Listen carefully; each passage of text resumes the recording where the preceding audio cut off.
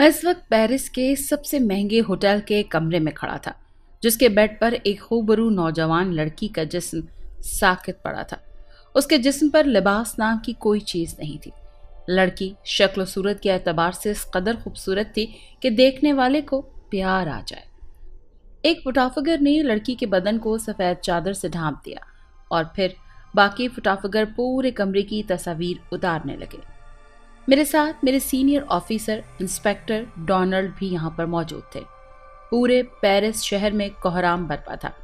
एक महीने में ये तीसरा कत्ल था, वो भी खातून का। लेकिन अब तक हम ये पता नहीं लगा पाए थे कि कातिल कौन है और वो सिर्फ लड़कियों को ही क्यों निशाना बना रहा है। इससे पहले भी 2 खवातीन इसी होटल के कमरे में बेजान पाई गई थी। कमरे में कोई खिड़की या बालकनी मौजूद नहीं थी, सिर्फ एक दरवाजा था जिससे अंदर बाहर आया जाता था, जो इस बार भी पहले की तरह अंदर से मुकफ्फल पाया गया था। सोचने की बात यह थी कि कातिल औरतों को मार कर जाता कहाँ है और वो ऐसा क्यों करता है। जब कमरे में आने जाने के लिए सिर्फ एक ही दरवाजा है तो फिर कमरे का दरवाजा अंदर से मुकफ्फल क्यों होता है। हमेशा की तरह इस बार भी होटल के मैनेजर ने हमें फोन करके इत्तला दी थी कि एक खातून कमरे में मौजूद है। कई बार खटखटाने पर भी वो दरवाजा नहीं खोल रही। पहले पहल तो ये बात हमें मामूली सी लगी, लेकिन फिर जब हम अपनी टीम को लेकर पहुंचे और दरवाजा तोड़ दिया गया तो देखा औरत बेड पर मुर्दा पड़ी थी। और आज ये तीसरी बार ऐसा हुआ था। एक नौजवान लड़की मुकफ्फल कमरे में यूं बेजान पड़ी थी, खुदकुशी या फिर नर्वस ब्रेकडाउन की जानिब इशारा करता था। मगर लड़की की पोस्टमार्टम रिपोर्ट ने इस ख्याल की नफी कर दी थी और साथ ही साथ हैरत अंगेज इंकशाफात भी किए। और फिर जब दूसरी लड़की को हूबहू ऐसा ही कत्ल मंजर आम पर आया तो हम सब पुलिस ऑफिसर्स अचंभे में पड़ गए। ये सब हमारी समझ से तो बाहर था और अब ये तीसरी लड़की जान से हाथ धो बैठी थी और हम अब तक खाली हाथ ही मल रहे थे। होटल के मैनेजर का इस बार भी कहना था कि खातून होटल में अकेली ही दाखिल हुई थी और कमरे में भी अकेली ही मौजूद थी, जिसका मतलब था कि कातिल पहले से ही मंसूबा बना के होटल के अंदर किसी गुमनाम शख्सियत से नाम से मौजूद था। ये सब तो समझने में आता था कि मगर दरवाजा अंदर से बंद होता तो कातिल मार कर आखिर भागता कहाँ था। ये वो सवाल था जो किसी तौर चैन से बैठने नहीं दे रहा था। पिछली 2 लड़कियों का फैमिली बैकग्राउंड चेक किया गया तो वो अच्छे खानदान की शरीफ लड़कियां मालूम हुई, वरना उनकी लाशों का हाल देखकर मेरे जहन में कुछ कॉल गर्ल्स या और टाइप की खवातीन का ख्याल आया था कि जरूर इन लड़कियों का उस कातिल के साथ कोई चक्कर होगा और डिमांड्स पूरी ना करने पर कातिल ने इन्हें कत्ल कर दिया होगा और अपने दाम में मोहब्बत में फंसाकर यहाँ बुलाकर पूरी तरह इनका फायदा उठाकर फिर बाद में मारकर भाग जाता होगा। मगर मेरे इस ख्याल का भी पोस्टमार्टम रिपोर्ट ने नफी से जवाब दिया। रिपोर्ट बताती थी कि लड़कियों को हवस का निशाना नहीं बनाया गया, ना ही उन्हें मारने के लिए किसी जहर का या फिर किसी और औजार का इस्तेमाल किया गया। मगर जो बात मेरे रोंगटे खड़े करती थी वो ये थी कि लड़कियों के जिस्म से तमाम खून निचोड़ लिया गया और यही उनकी मौत की वजह बनी। इन सब से साफ जाहिर होता था कि कातिल मर्द है, लेकिन उसे ये सब करने की क्या जरूरत थी और वो ऐसा क्यों कर रहा है, किसके लिए और किस तरह कर रहा है। ये वो सवाल थे जिन्हें जानने के लिए पूरे शहर की पुलिस कमर तोड़ मेहनत कर रही थी। ऑफिसर डोनाल्ड की आवाज से मुझे चौंका दिया। जी सर, मैंने संभलते हुए कहा। इस लड़की का बैकग्राउंड चेक करो और इसके वालिदैन को इत्तला कर दो। ऑफिसर डोनाल्ड ने गोया हुक्म सादर किया। ओके सर, मैंने एहतरामन जवाब दिया। लड़की के वालिदैन 1 हफ्ते के लिए फ्रांस से बाहर गए हुए थे। अपनी जवान बेटी की मौत की खबर सुनकर दौड़े चले आए और बेटी की लाश पर मातम गुनाह हो गए। हम पुलिस वाले उन्हें तसल्ली देते रहे और साथ में ये यकीन भी दिलाते रहे कि हम कातिल को जल्द अज जल्द पकड़ लेंगे। ये खानदान भी भला मालूम हो रहा था। लड़की की तदफीन के बाद मैंने उसके वालिद से सवाल किया, सर क्या आपकी बेटी का कोई बॉयफ्रेंड था? मुझे मालूम नहीं ऑफिसर, लेकिन जहाँ तक मैं जानता हूँ वो सिंगल थी। वो हमारी इकलौती बेटी थी। अगर ऐसा कुछ होता तो वो हमें ज़रूर बताती। लड़की के वालिद ने रोते हुए कहा। यही जवाब मरने वाली 2 लड़कियों के वालिदैन भी दे चुके थे। जिसमें अब शक की कोई गुंजाइश न रही थी कि तीनों लड़कियों को एक ही अंदाज से मारने वाला एक ही कातिल था।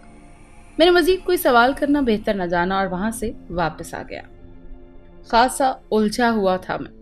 अगर कातिल लड़कियों को हवस का निशाना बनाता तो यकीनन उसके जिस्म पर उसका डीएनए मौजूद होता, जिससे उसकी शनाख्त हो सकती थी, लेकिन ऐसा कुछ भी नहीं था। रिपोर्ट बताती थी कि लड़कियों को हवस का निशाना नहीं बनाया गया, उनकी मौत खून की कमी के बायस हुई है। ये बात सिर्फ मेरे लिए ही नहीं, पूरे शहर वालों के लिए हैरान कुन थी। पहली बार किसी ऐसी मौत का तस्करा सुना था। एक और बात जो समझ में नहीं आती थी वो ये कि अगर लड़कियों को हवस का निशाना नहीं बनाया गया तो फिर वो बेलिबास क्यों पाई जाती थी। लड़कियों के जिस्म पर ऐसा कोई निशान भी ना थे जो दरिंदगी की जानिब या फिर उस जानिब इशारा करते हों कि यहाँ से खून निकाला गया है। लड़कियों की मेडिकल रिपोर्ट बताती थी कि वो बहुत सेहतमंद थी, अपनी मौत से कुछ देर कबल। तो फिर अचानक से यूं खून की कमी कैसे और कहां से पैदा हो गई। शहर में लोगों ने हड़ताल कर रखी थी कि हम तीनों लड़कियों को इंसाफ दिलवाएं। कातिल तक पहुंचना तो मैं भी चाहता था, लेकिन कैसे। कातिल बहुत चालाक मालूम होता था, न जाने कहां था। पकड़ा गया तो सजाए मौत तो उसकी यकीनी थी। मेरा जहन सोच सोच कर थक गया तो मैंने एक अहलकार से कहकर कॉफी का मग मंगवाया। अहलकार कॉफी रखकर चला गया और मैं छोटे छोटे घूंट लेकर कॉफी पीने लगा। मेरा जहन मुसलसल केस से मुतालिक सोचे जा रहा था। होटल वालों का कहना था कि लड़कियां इस कदर तंदुरुस्त और सेहतमंद थीं कि उनको देखकर लगता ही नहीं था कि उनको कोई बीमारी भी हो सकती है। लड़कियों के होटल में कदम रखने के ठीक आधे घंटे बाद, यानी रात के पूरे 10:30 बजे, तीनों लड़कियों की मौत वाक़ हुई। तीनों लड़कियों की मौत एक ही वक्त में वाक़ हुई, यानी कि 10:30, और मौत भी इसी होटल के इसी कमरे में एक ही हालत में हुई। पूरे जिस्म से खून निचोड़ लेने के बायस लाशों का रंग सफ़ेद होता था। तीनों लड़कियों में खून की कमी एक ही मकाम पर एक ही वक्त पर क्यों हुई। होटल के पूरे कमरे का जायजा लिया गया था, मगर ऐसी कोई चीज़ हमारे हाथ न लग सकी जिससे कुछ मालूमात फराहम हो सके। ये क्या राज था इन सब के पीछे। मैं जाने बगैर चैन से नहीं बैठ सकता था। मैं यही सब सोच रहा था कि एक अहलकार ने अंदर आकर मुझे ये इत्तला दी कि ऑफिसर डोनाल्ड मुझे अपने ऑफिस में बुला रहे हैं। मैंने कॉफ़ी का मग अपने मुंह से लगाया और एक ही सांस में बाकी बची हुई कॉफ़ी हलक से नीचे उतार गया। मैं अपना मुंह टिश्यू से साफ करता हुआ उठ खड़ा हुआ और ऑफिसर डोनाल्ड के ऑफिस के दरवाजे पर पहुंचकर मैंने उनसे अंदर आने की इजाज़त तलब की। उन्होंने हमेशा की तरह खुश अखलाकी से मुझे अंदर आने की इजाज़त दी। ऑफिसर डोनाल्ड एक उधेड़ उम्र और संजीदा मिजाज आदमी थे। बाहर से उनकी शख्सियत में काफ़ी रौब लगता था, मगर अंदर से वो बहुत ही नर्म और रहमदिल इंसान थे। उन्होंने मुझसे हमेशा अपने सगे बेटे जैसा सलूक किया था। मैं उनकी कुर्बत पाकर बहुत खुश था। मेरे साथी कुलीग इस बात पर मुझसे हसद भी करते थे, मगर मुझे किसी की कोई परवाह नहीं थी। मैं अपने काम से काम रखता था। मैं ऑफिसर डोनाल्ड के सामने बराजमान हो गया। 2-3 मिनट वो किसी फाइल की वर्क गर्दानी करते रहे, फिर उसे एक तरफ रखकर मुझसे मुस्कुराते हुए मुखातिब हुए। नौजवान जोसेफ, तीनों लड़कियों के कत्ल का केस मैं तुम्हारे हवाले करता हूँ। आज से तुम बाकायदा इस केस पर काम करोगे और इस केस में तुम्हारी मदद 2 ऑफिसर्स और करेंगे, जिनमें ऑफिसर टॉम और लेडी ऑफिसर मर्लिन शामिल हैं। तुम तीनों मिलकर ये काम करोगे। सर मुझे अपनी समात पर यकीन नहीं आया। क्यों भाई, नर्वस हो? सर डोनाल्ड हल्का सा हंसे। जी सर, मैंने बमुश्किल कहा। कोई बात नहीं नौजवान, मुझे तुम पर पूरा भरोसा है। तुम ये केस अपने पिछले केसेस की तरह ज़रूर हल कर लोगे। जानता हूँ कि ये केस आसान नहीं है, जब भी तो मैंने तुम तीनों के कांधों पर यह जिम्मेदारी डाली है, क्योंकि मेरी नज़र में तुम तीनों जैसा बाएतमाद और काबिल ऑफिसर और कोई नहीं है। ऑफिसर डोनाल्ड ने भरपूर अंदाज से कहा। उनके लहजे में अपने लिए इस कदर भरोसा और मजबूती देखकर मेरे अंदर भी हद दर्जा हौसला पैदा हुआ। मेरे लिए ये बात किसी एजाज से कम नहीं थी कि ऐसे मुश्किल और पेचीदा केस के लिए उन्होंने मेरा इंतखाब करके मुझ पर भरोसा किया था। मैं असबात में सर हिलाता हुआ उठ गया और उन्हें सैल्यूट करके वापस मुड़ने ही वाला था कि उन्होंने मुझे रोक लिया। वो अपनी सीट से उठे और मेरे साथ पूरे जोश से मुसाफा किया। गुड लक माय सन, उन्होंने मजबूत लहजे में कहा। میرے لیے یہ بہت عزت کی بات تھی کہ آفیسر ڈونلڈ نے میرے ساتھ مسافہ کیا تھا اور مجھے بیٹے کا درجہ دیا تھا۔ ایسا پہلی بار نہیں ہوا تھا۔ وہ تو اکثر مجھے اپنے گھر تو کبھی کہیں لے جایا کرتے تھے، اکثر میرے ساتھ بغل گیر بھی ہوتے تھے۔ غرض وہ مجھے ہمیشہ اپنے ساتھ رکھتے تھے، لیکن پھر بھی میں نے کبھی غرور نہیں کیا تھا، بلکہ میں نے پہلے سے زیادہ اچھی طرح اپنی ڈیوٹی انجام دی تھی۔ لیکن اس بار کے مسافے میں کچھ اور ہی اپنائیت تھی، شاید اس لیے کہ وہ مجھ پر بھروسہ کرتے تھے، تبھی تو انہوں نے ایک اہم کیس میرے حوالے کیا تھا۔ اس سے پہلے میں کئی کیسز سلجھا چکا تھا، میرا ریکارڈ اچھا تھا، لیکن ایسا عجیب و غریب کیس پہلی بار سلجھانے جا رہا تھا۔ میں اس کیس میں اپنی جان لڑا دوں گا، میں نے اعتماد سے کہا، اور آفیسر ڈونلڈ نے اجازت دے دی اور ان کے آفس سے میں باہر آ گیا۔ میں یتیم تھا، میری ماں مجھے جنم دیتے ہی چل بسی تھی اور والد صاحب کو گزرے ابھی صرف 2-3 سال ہی گزرے تھے۔ مجھے خوشی تھی کہ اپنے جیتے جی وہ مجھے ایک پولیس آفیسر کے طور پر دیکھ چکے تھے۔ ان کا شروع سے یہ خواب رہا تھا کہ ان کا بیٹا ایک کامیاب پولیس آفیسر بنے، جو میں نے پورا کر دکھایا۔ میری تنخواہ اچھی تھی اور گھر پر اکیلا ہی رہتا تھا۔ میرا کوئی بھائی بہن بھی نہیں تھا، کیونکہ میری والدہ کے گزرنے کے بعد میرے والد صاحب نے میرے لیے دوسری شادی نہیں کی، اسی ڈر سے کہ نہ جانے سوتیلی ماں کا میرے ساتھ کیسا رویہ ہو۔ انہوں نے مجھے اکیلے ہی پروان چڑھایا، جس وجہ سے میری ان سے محبت دیدنی تھی۔ میں ان کی بے حد عزت کرتا تھا۔ میں روز باقاعدگی سے اپنے والدین کی قبروں پر حاضری بھی دیتا تھا۔ میں خوبصورت، دراز قد، پرکشش اور سمارٹ سا نوجوان تھا۔ گرے آنکھیں اور گولڈن بال میرے قدخال کو مزید 4 چاند لگاتے تھے۔ کالج کے زمانے سے ہی لڑکیاں مجھ پر جان چھڑکتی تھیں، مگر یہ حسن و عشق میرے بس کی بات نہیں تھی۔ شروع سے ہی میرا رویہ ہر لڑکی کے ساتھ خشک سا رہا تھا، جس وجہ سے کچھ برا مان جاتی تو کچھ مسلسل میرے نزدیک آنے کی تگودو میں لگی رہتی تھی، جن میں انہیں کبھی کامیابی نہیں ملی۔ آفیسر ڈونلڈ کی بھی اہلیہ کچھ سال قبل وفات پا گئی تھی۔ وہ اپنی اکلوتی لاڈلی بیٹی آئرس کے ساتھ رہتے تھے۔ بیٹی کی آرزو ان کی پوری نہ ہو سکی، کیونکہ آئرس کے بعد ڈاکٹروں نے مزید کوئی بچہ پیدا کرنے سے منع کر دیا تھا۔ شاید اسی لیے ان کو میری صورت میں ایک بیٹا نظر آتا تھا اور میں ان کی توقعات پر پورا بھی اترتا تھا۔ آئرس اکثر مجھ سے اظہار محبت کرتی رہتی تھی، لیکن میں نے کبھی اس کی اس بات پر کان نہیں دھرے تھے، جس وجہ سے وہ اکثر مجھ سے ناراض رہتی تھی اور مجھے اس کے خراب موڈ کو ٹھیک کرنے میں کوئی دلچسپی بھی نہیں تھی۔ اول تو آئرس مجھے پسند ہی نہیں تھی، دوسرا آئرس کے ساتھ پیار کی پینگیں بڑھا کر مسٹر ڈونلڈ کے اعتماد کو ٹھیس نہیں پہنچانا چاہتا تھا۔ میں اس وقت اپنے آفس میں یہی بیٹھا سوچ رہا تھا کہ اگر میں یہ کیس حل نہ کر سکا تو اپنی جاب سے استعفیٰ دے دوں گا، کیونکہ آفیسر ڈونلڈ کے ساتھ لوگوں، لڑکیوں کے والدین اور میڈیا والوں کی بھی بڑی نظریں تھیں، اور اس کے بعد اب یہ نظریں بہت جلد مجھ پر ہوں گی، جو مجھ سے امید لگائے بیٹھے ہوں گے۔ باقیوں کا تو ابھی مجھے پتہ نہیں تھا، لیکن آفیسر ڈونلڈ کے بارے میں مجھے یقین تھا کہ وہ مجھ سے کامیابی کی امید رکھیں گے۔ اگر میں کامیاب نہ ہوا تو شاید میں اپنی ہی نظروں میں گر جاؤں گا اور دوبارہ ان سے آنکھ ملانے کی شاید میں کبھی جرت نہ کر سکوں۔ اسی لیے یہ فیصلہ میں نے بہت سوچ سمجھ کر لیا تھا۔ بہرحال یہ بات کی تھی، ابھی تو مجھے صرف کامیابی کے بارے میں سوچنا تھا اور لگن سے کام کرنا تھا۔ کیا میں اندر آ سکتا ہوں؟ جانی پہچانی آواز پر میں سوچوں کے بھون سے نکل آیا اور نظریں اٹھا کر چونک کر آواز کی سمت دیکھا۔ آنے والا خوبرو نوجوان آفیسر ٹام تھا۔ آ جائیے آفیسر ٹام، میں نے مسکراتے ہوئے کہا۔ ٹام میرے سامنے براجمان ہو گیا۔ بتائیے کیسے آنا ہوا؟ میں نے گفتگو کا آغاز کیا ہی تھا کہ آفیسر مرلن بھی آدم کی۔ جوزف، کیا میں اندر آ سکتی ہوں؟ آفیسر مرلن نے ہمیشہ کی طرح اپنے حسن کے جلوے بکھیرتے ہوئے کہا۔ آفیسر مرلن مجھ سے محبت کرتی تھی، مگر اس کی یہ محبت یک طرفہ تھی۔ وہ کئی بار مجھ سے اپنی محبت کا اظہار کر چکی تھی، مگر میں نے اسے کبھی قابل بخش جواب نہیں دیا تھا، جس وجہ سے وہ اکثر مجھ سے ناراض رہتی تھی، مگر میں اسے منانے کی زحمت گوارا نہیں کرتا تھا، کیونکہ میرا اس سے ایسا تعلق نہیں تھا۔ جب میری طرف سے وہ کوئی پیش قدمی ہوتے ہوئے نہ دیکھتی تو خود ہی مان جاتی۔ مرلن خوبصورت تھی، اس پر سٹاف کے کافی لڑکے مرتے تھے، مگر وہ تھی کہ صرف مجھے چاہتی تھی۔ وہ گہری نظروں سے دیکھتی ہوئی میرے سامنے براجمان ہو گئی۔ میں نے اہلکار سے کہہ کر کافی کے 3 مگ منگوا لیے اور گفتگو کا آغاز کر دیا۔ یوں اچانک سے آپ دونوں یہاں کیسے؟ مجھے پتہ چلا ہے کہ لڑکیوں کے عجیب و غریب قتل کیس میں میرے اور مرلن کے ساتھ اب تم بھی کام کرو گے۔ इसीलिए तुम्हें मुबारकबाद देने चला आया, टॉम ने खुश इखलाकी से कहा।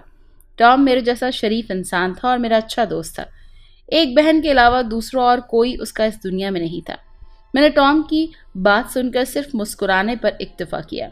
सर डोनाल्ड हमेशा हम तीनों की ही टीम तश्कील देते हैं। मुझे पूरी उम्मीद है कि पिछले केसेस की तरह हम मिलकर ये केस भी जरूर हल कर लेंगे, मर्लिन ने खुशी से कहा। और उन्हें तो क्या, मिलकर काम करने में बहुत मजा आएगा, टॉम ने मर्लिन की बात का जवाब दिया। ये केस इतना आसान नहीं है जितना तुम लोग समझ रहे हो, मैंने कहा। बेशक, मगर नामुमकिन भी नहीं, टॉम ने जवाब दिया। कॉफी के दौरान हम तीनों के बीच सिर्फ केस को लेकर ही गुफ्तगू हुई कि कैसा पुरस्रार केस है ये। हमें बड़ी एहतियात से काम लेना होगा क्योंकि कातिल बहुत ही होशियार है। कॉफी खत्म होने के बाद टॉम मेरे ऑफिस से चला गया जबकि मर्लिन बराजमान रही। मैं उसे हैरानी से देखने लगा कि वो उठ क्यों नहीं रही। ऐसे क्या देख रहे हो, मर्लिन ने इठला कर कहा। नहीं, कुछ नहीं, मैं एकदम चौंका। जोसेफ, मुझ में ऐसी क्या कमी है जो तुम मुझसे इतना सर्द रवैया इख्तियार रखते हो, मर्लिन ने गहरी सांस लेकर कहा। यही कहने के लिए वो उठ कर नहीं गई थी। उसने तन्हाई का फायदा उठाकर मुझसे ये सवाल कर ही डाला। मर्लिन के रोज रोज के सवालों से मैं तंग आ चुका था। वो अक्सर मुझसे यही सवाल किया करती थी। न जाने क्यों मुझे उसमें कशिश महसूस नहीं होती थी। मैंने कभी उसके ऐसा कहने का नाजायज फायदा भी नहीं उठाया था। मेरी जगह कोई और होता तो यकीनन ऐसा करता। मर्लिन का इस दुनिया में कोई नहीं था। शायद मुझ में वो अपने मुस्तकबिल का शरीके सफर देखती थी, मगर मैं ऐसा बिल्कुल नहीं चाहता था। मर्लिन, ये पुलिस स्टेशन है, यहाँ ऐसी बातें आपको ज़ेब नहीं देती। आप ड्यूटी पर हैं, फजूल बातें करने की कोशिश मत कीजिए। अगर आपको ऐसा कुछ करना है तो प्लीज़ फिल्म लाइन में जाइए, मैंने सख्त लहजे में कहा। मर्लिन को मुझसे ऐसे तल्ख जवाब की तवक्को नहीं थी। उसकी दानिश में हमेशा की तरह इस बार भी लापरवाही का मुजाहरा करता, मगर आज तो उसकी तवक्को के बरखिलाफ हुआ, जिस वजह से वो कोई बिखरी हुई शेरनी लग रही थी। मुझे मर्लिन के यूं नाराज होकर चले जाने से कोई फर्क नहीं पड़ता। उल्टा मैंने सुकून की गहरी सांस ली और अपना सर कुर्सी की पुष्ट से लगा दिया। मेरी सोचों का रुख एक बार फिर उस केस की जानिब चला गया। मुझे समझ नहीं आ रहा था कि कहाँ से शुरू करूं, और ऐसा कोई सबूत भी नहीं था जो हमें कातिल तक ले जाए। मैंने कल से इस केस पर काम शुरू करने का फैसला कर लिया और ड्यूटी ऑफ होते ही घर की जानिब चल पड़ा। रास्ते में पहले मैंने खाना खाया, फिर घर को आया। मैं अपने इस छोटे और कुशादा घर में अकेले बहुत खुश था। मुझे कभी तन्हाई काटती भी नहीं थी। मैंने उसे आबाद करने के बारे में कभी सोचा भी नहीं था। जिंदगी बहुत मसरूफ गुजर रही थी, कभी कोई केस तो कभी कोई केस, जिस वजह से इन फजूलियात के लिए मेरे पास वक्त नहीं था। अक्सर मेरा फारिग वक्त ऑफिसर डोनाल्ड के साथ गुजरता था, वरना मैं खुद को अकेले घर में बंद कर लेता। मुझे पसंद करने वाली लड़कियां तो बेशुमार थी, मगर मेरे दिल ने अब तक किसी को पसंद नहीं किया था। मैं अपने आप में अकेला ही खुश था। मेरे नज़दीक लड़कियां सर दर्द थीं। मैं लड़कियों से दूर भागता था। मेरा सिर्फ एक ही ख्वाब था कि मैं जल्द तरक्की करके बड़े ओहदे पर फायज हो जाऊं। बेड पर दराज होकर मैंने हेडफोन कानों से लगा लिया और कब मौसीकी सुनता सुनता ख्वाबों की दुनिया में चला गया मुझे पता ही नहीं चला। सुबह ठीक 7 बजे मेरी आंख खुल गई। नहा धोकर नाश्ता करके मैं पूरे 8 बजे अपने ऑफिस में मौजूद था। थोड़ी देर बाद मैं अपनी टीम के साथ इस होटल में गया जहां कत्ल हुए थे। मैंने इस्तकबालिया उस दिन की पूरी लिस्ट चेक की जिस दिन कत्ल हुए थे। उस दिन अंदर आने जाने और ठहरने वालों के नंबर और एड्रेस नोट करके उन सब से पूछगछ की, लेकिन इन सब में कोई भी वो कातिल नहीं था। मेरी हैरत दो चंद थी कि मैंने सख्ती से कई बार इस्तकबालिया में नाम दर्ज करने वाले से पूछा कि कहीं इससे कोई गलती तो नहीं हुई। हर बार उसका एक ही जवाब होता कि उस दिन जितने लोग यहाँ आए थे उन सबके नाम यहाँ दर्ज हैं, इसके अलावा यहाँ कोई नहीं आया। इस्तकबालिया रजिस्टर में ऐसा कोई नाम भी नहीं था जो दोहरी शख्सियत से होटल में ठहरा हो।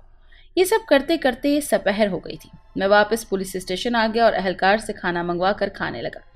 कुछ समझ में नहीं आ रहा था। काफ़ी पुरस्रार और उलझा हुआ केस था। मेरी दिलचस्पी इसमें बढ़ती जा रही थी। कुछ भी करके मुझे इस केस की तह तक जाना था। मैंने शहर के तमाम होटल्स के बाहर बगैर वर्दी के पुलिस खड़ी कर दी थी।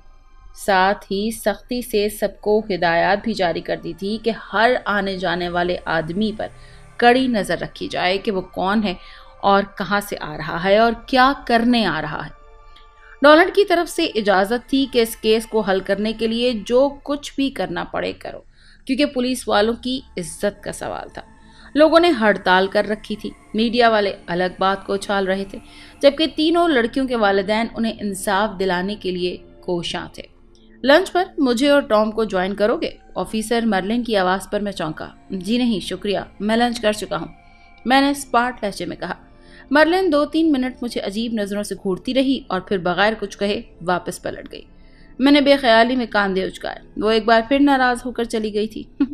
मैंने कुर्सी से टेक लगाकर आंखें बंद कर ली। जब ही फोन की घंटी ने मुझे एक बार फिर चौंका दिया। फोन मेरे मोबाइल पर आ रहा था और स्क्रीन पर आयरिस का नंबर जगमगा रहा था। मैंने उकता कर फोन अटेंड किया। हेलो, मैंने कहा। लगता है आप हमें भूल ही गए हैं। इतने दिन से ना कोई मैसेज ना फोन, मिलने भी नहीं आए, आयरिस ने शोखी से कहा।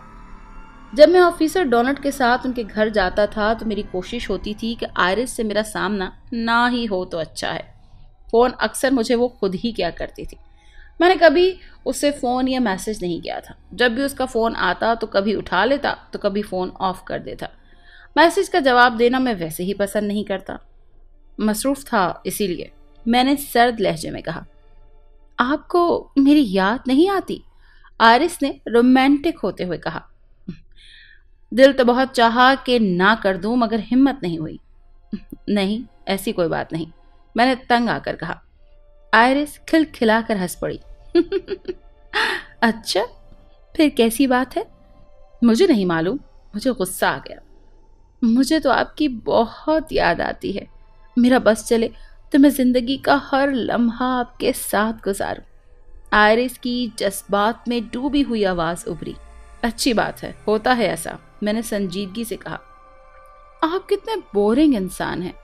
आयरिस समझ गई कि मेरे साथ उसकी बात नहीं बनने वाली। तारीफ का शुक्रिया, मैंने जेरे लब मुस्कुराते हुए कहा। महड़ में जाओ, आयरिस गुस्से से बोलकर फोन बंद कर गई। मैंने हंसते हुए फोन एक तरफ रख दिया और शुक्रिया अदा किया कि आयरिस से तो जान छूटी। रात 10:30 बजे मेरे साथ पूरे मुल्क के लिए ये धमाका खेज और हैरान कुन खबर थी जो हम सब के रोंगटे खड़े कर गई। वो ये थी कि उसी होटल के उसी कमरे में एक और लड़की का कत्ल मंजर-ए-आम पर आया। कत्ल होने वाली लड़की का नाम लूसी था। ऐसा कैसे मुमकिन था? मैंने पूरे शहर के होटलों के बाहर बगैर वर्दी के पुलिस खड़ी की हुई थी और काफी अच्छे से नजर भी रखी जा रही थी। तो फिर ये कैसे हो गया? मैं, टॉम और मर्लिन होटल पहुंचे तो सब पुलिस वाले शर्मिंदगी से सर झुकाए खड़े थे। शायद वो सब हमारी डांट डपट सुनने के लिए पहले से तैयार थे। टॉम उनसे बास-पुर्स करने लगा, जबकि मैं और मर्लिन इस्तकबालिया पर चले आए, जहां हमेशा की तरह इस बार भी बस इतना ही पता चल सका कि लड़की यहां अकेली ही मौजूद थी। ऐसा कैसे हो सकता है? हमें होटल वालों पर शक हुआ कि कहीं ये लोग लड़कियों का धंधा तो नहीं करते। क्या मालूम, लड़कियों के इन पुरस्कार कत्ल के पीछे होटल वालों का ही हाथ हो, क्योंकि हम खाली हाथ वापस लौट जाते हैं। शायद ये लोग झूठ बोल रहे हों और कातिल इन्हीं का कोई बंदा हो जिसे ये बचाने की कोशिश कर रहे हैं। लेकिन अगर उन्होंने ऐसा करना ही होता तो खामोशी से करते, यूं पूरे शहर में ढंढोरा क्यों पीटते? लिहाजा मैंने इस ख्याल को अपने जहन से झटक दिया। मगर केस की नौयत ही कुछ ऐसी थी कि मर्लिन शक के बिना पर होटल के तमाम अफराद से पूछगछ करने लगी थी, हत्ता के यहाँ के मैनेजर से भी, क्योंकि कत्ल सख्त सिक्योरिटी के बावजूद होटल में पेश आया था, जबकि होटल वालों और हमारी पुलिस टीम के मुताबिक होटल में कोई मशकूक शख्स दाखिल भी नहीं हुआ। तो फिर ये कैसे हुआ? मैं चलता हुआ उस जगह में आ गया जहां पेश आने वाला ये अछूता कत्ल हुआ था। थोड़ी सी जोर आजमाई के बाद दरवाजे को तोड़ दिया गया और मैं अपनी टीम के साथ अंदर दाखिल हो गया। मैंने अपने साथ आए हुए एहलकार साथियों से कहा कि वो अच्छी तरह कमरे का कोना कोना छान मारे। हो सकता है यहाँ पर कोई तहखाना हो। ये ख्याल अचानक ही न जाने क्यों मेरे जहन में आया था, क्योंकि दरवाज़ा एक बार फिर अंदर से मुकफ्फल देखकर मुझ पर तो हैरतों के पहाड़ टूट गए थे कि कातिल फरार कहाँ से हो रहा है। कमरे में तहखाने का तो नामो निशान नहीं था, ना ही कमरे की दीवारों के पीछे कोई और कमरा था। मैंने दूसरे से एक ही नजर डालकर मुर्दा लड़की के चेहरे की जानिब देखा। 20 साल से ज्यादा की ना थी और जिस्म पर लिबास नाम को नहीं था। मैंने नजरें चुराते हुए उस पर सफेद चादर डालकर उसकी वहशत से खुली आंखें बंद कर दी, जो यूं खुली थी कि गोया मरने से पहले उसने बेहद खौफनाक चीज देखी हो। मेरी टीम ने कमरे का अच्छी तरह से मुआयना किया, लेकिन इस बार भी कोई काबिल बख्श चीज हमारे हाथ न लग सकी। मेरा जहन माऊफ हो गया। समझ में नहीं आ रहा था कि ये इसरार क्या है। केस मजीद उलझता जा रहा था। बहुत से सवालात थे जिनके जवाब में अब तक सवालिया निशान लगा हुआ था।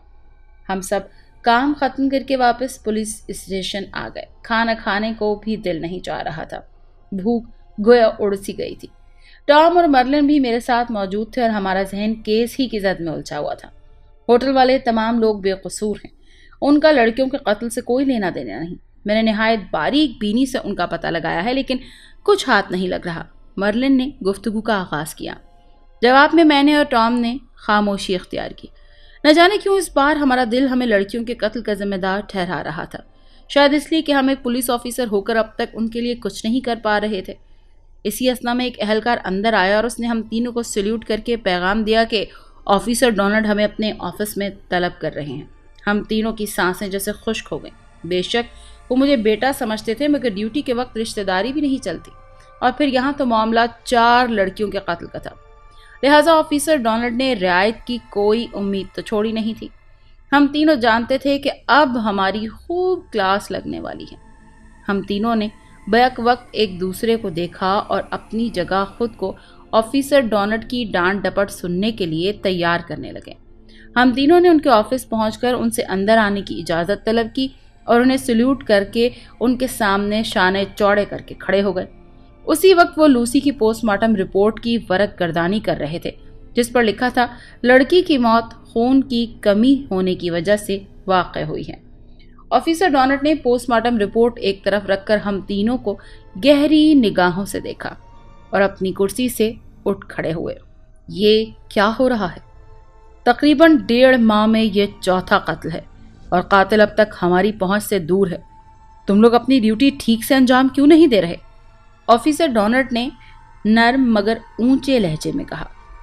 सर, मैंने शहर के तमाम होटल्स के बाहर बगैर वर्दी के पुलिस का बड़ा सख्त पहरा लगाया था, मगर इसके बावजूद कातिल न जाने अंदर कैसे आया। इस बार भी दरवाज़ा अंदर से मुकफ्फल था और होटल वालों का कहना है कि लड़की यहाँ अकेली मौजूद थी। उसे किसी के साथ नहीं देखा गया था। मैंने तफसीलन बताया। सर, हमें होटल वालों पर शक हुआ। मैंने सबके बारे में बारीक बीनी से छानबीन की, मगर कुछ खास नहीं मिला। वो सब बेकसूर हैं। इनमें से कोई भी वो कातिल नहीं है जिसकी हमें तलाश है। इस बार मर्लिन ने हौसला दिखाया। सर, हम अपनी पूरी कोशिश कर रहे हैं। छानबीन हुनूस जारी है, टॉम बोला। ऑफिसर डोनाल्ड को हमारी बातों का यकीन था। उन्होंने कहा, मैं सब जानता हूं, मुझे तुम तीनों पर अंधा एतमाद है, लेकिन लोग नहीं समझ रहे। वो समझ रहे हैं कि हम पुलिस वाले हाथ पर हाथ धरे बैठे हैं। सर, आप फिक्र न करें, हम जल्द ही ये केस हल कर लेंगे, मैंने मजबूत लहजे में कहा। रात हो चुकी थी। ड्यूटी ऑफ हो जाने के बाद हम तीनों अभी पुलिस स्टेशन से निकले ही थे कि मीडिया वालों ने हमें आन घेरा। सर, 1.5 माह में चौथी लड़की को मार दिया गया है। इस बारे में पुलिस क्यों कुछ नहीं कर रही है? एक सहाफी ने सवाल किया। देखिए, हम अपनी पूरी कोशिश कर रहे हैं। कातिल जल्द ही सलाखों के पीछे होगा, मैंने लापरवाही से जवाब दिया। मैं मीडिया वालों से जान छुड़ाना चाहता था। इन लोगों को क्या मालूम था कि इस केस को हल करने के लिए पुलिस के जवान किस तरह अपना खून पसीना एक कर रहे हैं। उन्हें तो अपना चैनल चलाने के लिए बेतुकी खबर चाहिए होती है। मीडिया वालों से बमुश्किल जान छुड़ाकर हम तीनों अपनी अपनी गाड़ियों तक आए और घर आ गए। मैंने बेड पर लेटकर सुकून की सांस ली। मेरी आदत थी कि मैं बाहर का काम बाहर ही छोड़कर आता था। घर पर इस बारे में बिल्कुल भी नहीं सोचता था, लेकिन ये केस ही कुछ ऐसा था जिसने मेरी जिंदगी अजीरन कर रखी थी। एक पल मुझे चैन नहीं आता था। हर वक्त केस से मुतालिक ही सोचता रहता था। इस वक्त भी मेरा जहन केस से मुतालिक सोच रहा था। मैं चाहकर भी इस ख्याल को अपने जहन से निकाल नहीं पा रहा था। आखिर कौन सी लापरवाही हो गई मुझसे जो एक मासूम लड़की की जान चली गई? अगर आज कोई लापरवाही ना होती तो यकीनन लड़की की जान बच सकती थी और कातिल भी हमारी हिरासत में होता। यही सब सोचते न जाने कब मेरी आंख लग गई। अगला दिन मामूल के मुताबिक गुजरा। हम तीनों मिलकर ड्यूटी निभा रहे थे। हमारी पूरी कोशिश थी कि इस बार कोई गलती। हम दिन रात कमर तोड़ मेहनत कर रहे थे, मगर कुछ हाथ नहीं लग रहा था। लूसी के वालिदैन को अलविदा कर दिया गया था। जवान बेटी की मौत पर वो बेतहाशा रोने लगे। हम बस उन्हें तसल्लियां देते रहे। पूरा 1 महीना हमें इधर उधर छानबीन करते हुए गुजर गया, मगर हम तमाम कोशिशों के बावजूद भी नाकाम थे। मीडिया वालों ने नाक में दम कर रखा था। मकतूल लड़कियों के वालिदैन रोज पुलिस स्टेशन आकर जवाब तलबी करते और हम हर दफा उन्हें एक नई उम्मीद दिलाकर चलता कर देते। हाँ, अगर इस महीने में कोई खास बात हुई तो वो ये कि किसी और लड़की का कत्ल नहीं हुआ। शायद कातिल पहले से ज्यादा होशियार हो गया था, या फिर शहर छोड़कर किसी दूसरे शहर रूपोश हो गया था। कुछ पता नहीं था, मगर किसी दूसरे शहर से अब तक इस तरह की कोई कत्ल की खबर आई नहीं थी, जिसका मतलब ये था कि कातिल इस शहर में कहीं मौजूद था और सही मौके की तलाश में था। फिलहाल मुकम्मल खामोशी छा चुकी थी। एक और खास बात जो इस महीने में पेश आई वो ये कि ऑफिसर मर्लिन काफी दिनों से सबसे खींची खींची सी थी, हत्ता कि मुझसे भी। हर वक्त हंसती मुस्कुराती मर्लिन का यूं अचानक से चुप साध लेना समझ से बालातर था। वो सही तरह से ड्यूटी भी अंजाम नहीं दे रही थी। सही मायनों में उसका काम पर दिल ही नहीं लग रहा था। वो अक्सर ख्यालों में खोई खोई सी नजर आती थी। मेरे पूछने पर भी उसने उस रवैये की वजह न बताई, बल्कि हंसकर टाल जाती। मर्लिन का ये गैर मामूली रवैया मैं समझ ना सका कि वो ऐसी क्यों होती जा रही है। एक तरह से तो मैं खुश भी था कि मर्लिन से मेरी जान तो छूटी। कभी कभी तो मुझे ये ख्याल भी आता कि वो ऐसा जानबूझकर तो नहीं कर रही ताकि मेरी तवज्जो पा सके या मेरे करीब आ सके। फिर खुद ही मैं अपनी सोच पर हंस पड़ा और इस ख्याल को झटक दिया। मर्लिन के इस खुश्क रवैये को मेरे अलावा औरों ने नोट किया था या नहीं, इस बारे में मुझे मालूम नहीं था। आज सुबह जब मैं पुलिस स्टेशन आया तो ऑफिसर मर्लिन मौजूद नहीं थी। पता करने पर पता चला कि आज वो छुट्टी पर है। ऐसा पहली बार हुआ था, वरना ऑफिसर मर्लिन ने कभी छुट्टी नहीं की थी। वो मेरी तरह अपने घर पर अकेली ही रहती थी, लिहाजा छुट्टी करने की वजह समझ में ना आई। मैंने अपने फ़ोन से मर्लिन के नंबर पर कॉल की, मगर दूसरी तरफ से आवाज़ सुनाई दी कि मोबाइल बंद है। मैंने कॉल बंद करके फ़ोन जेब में रख लिया और ऑफिसर टॉम के केबिन में चला गया। आओ आओ जोसेफ, बैठो। आज सुबह सुबह कैसे? ऑफिसर टॉम ने खुश दिली से पूछा। मैं कुर्सी खींचकर बराजमान हो गया। टॉम, आज मर्लिन नहीं आई, खैरियत तो है? मैं असल मौजू पर आया। उसकी तबीयत ठीक नहीं थी। मैं पुलिस स्टेशन आने से पहले उसके घर चक्कर लगा कर आ रहा हूँ, टॉम ने जवाब दिया। मैं कुछ टाइम ऑफिस में बैठा इधर उधर की बातें करता रहा और फिर ऑफिस में आकर बराजमान हो गया। मैंने सोच लिया था कि ड्यूटी ऑफ होते ही मर्लिन का हाल दरियाफ्त करने जाऊंगा। इसके बाद मैं बाकी कामों में मसरूफ हो गया।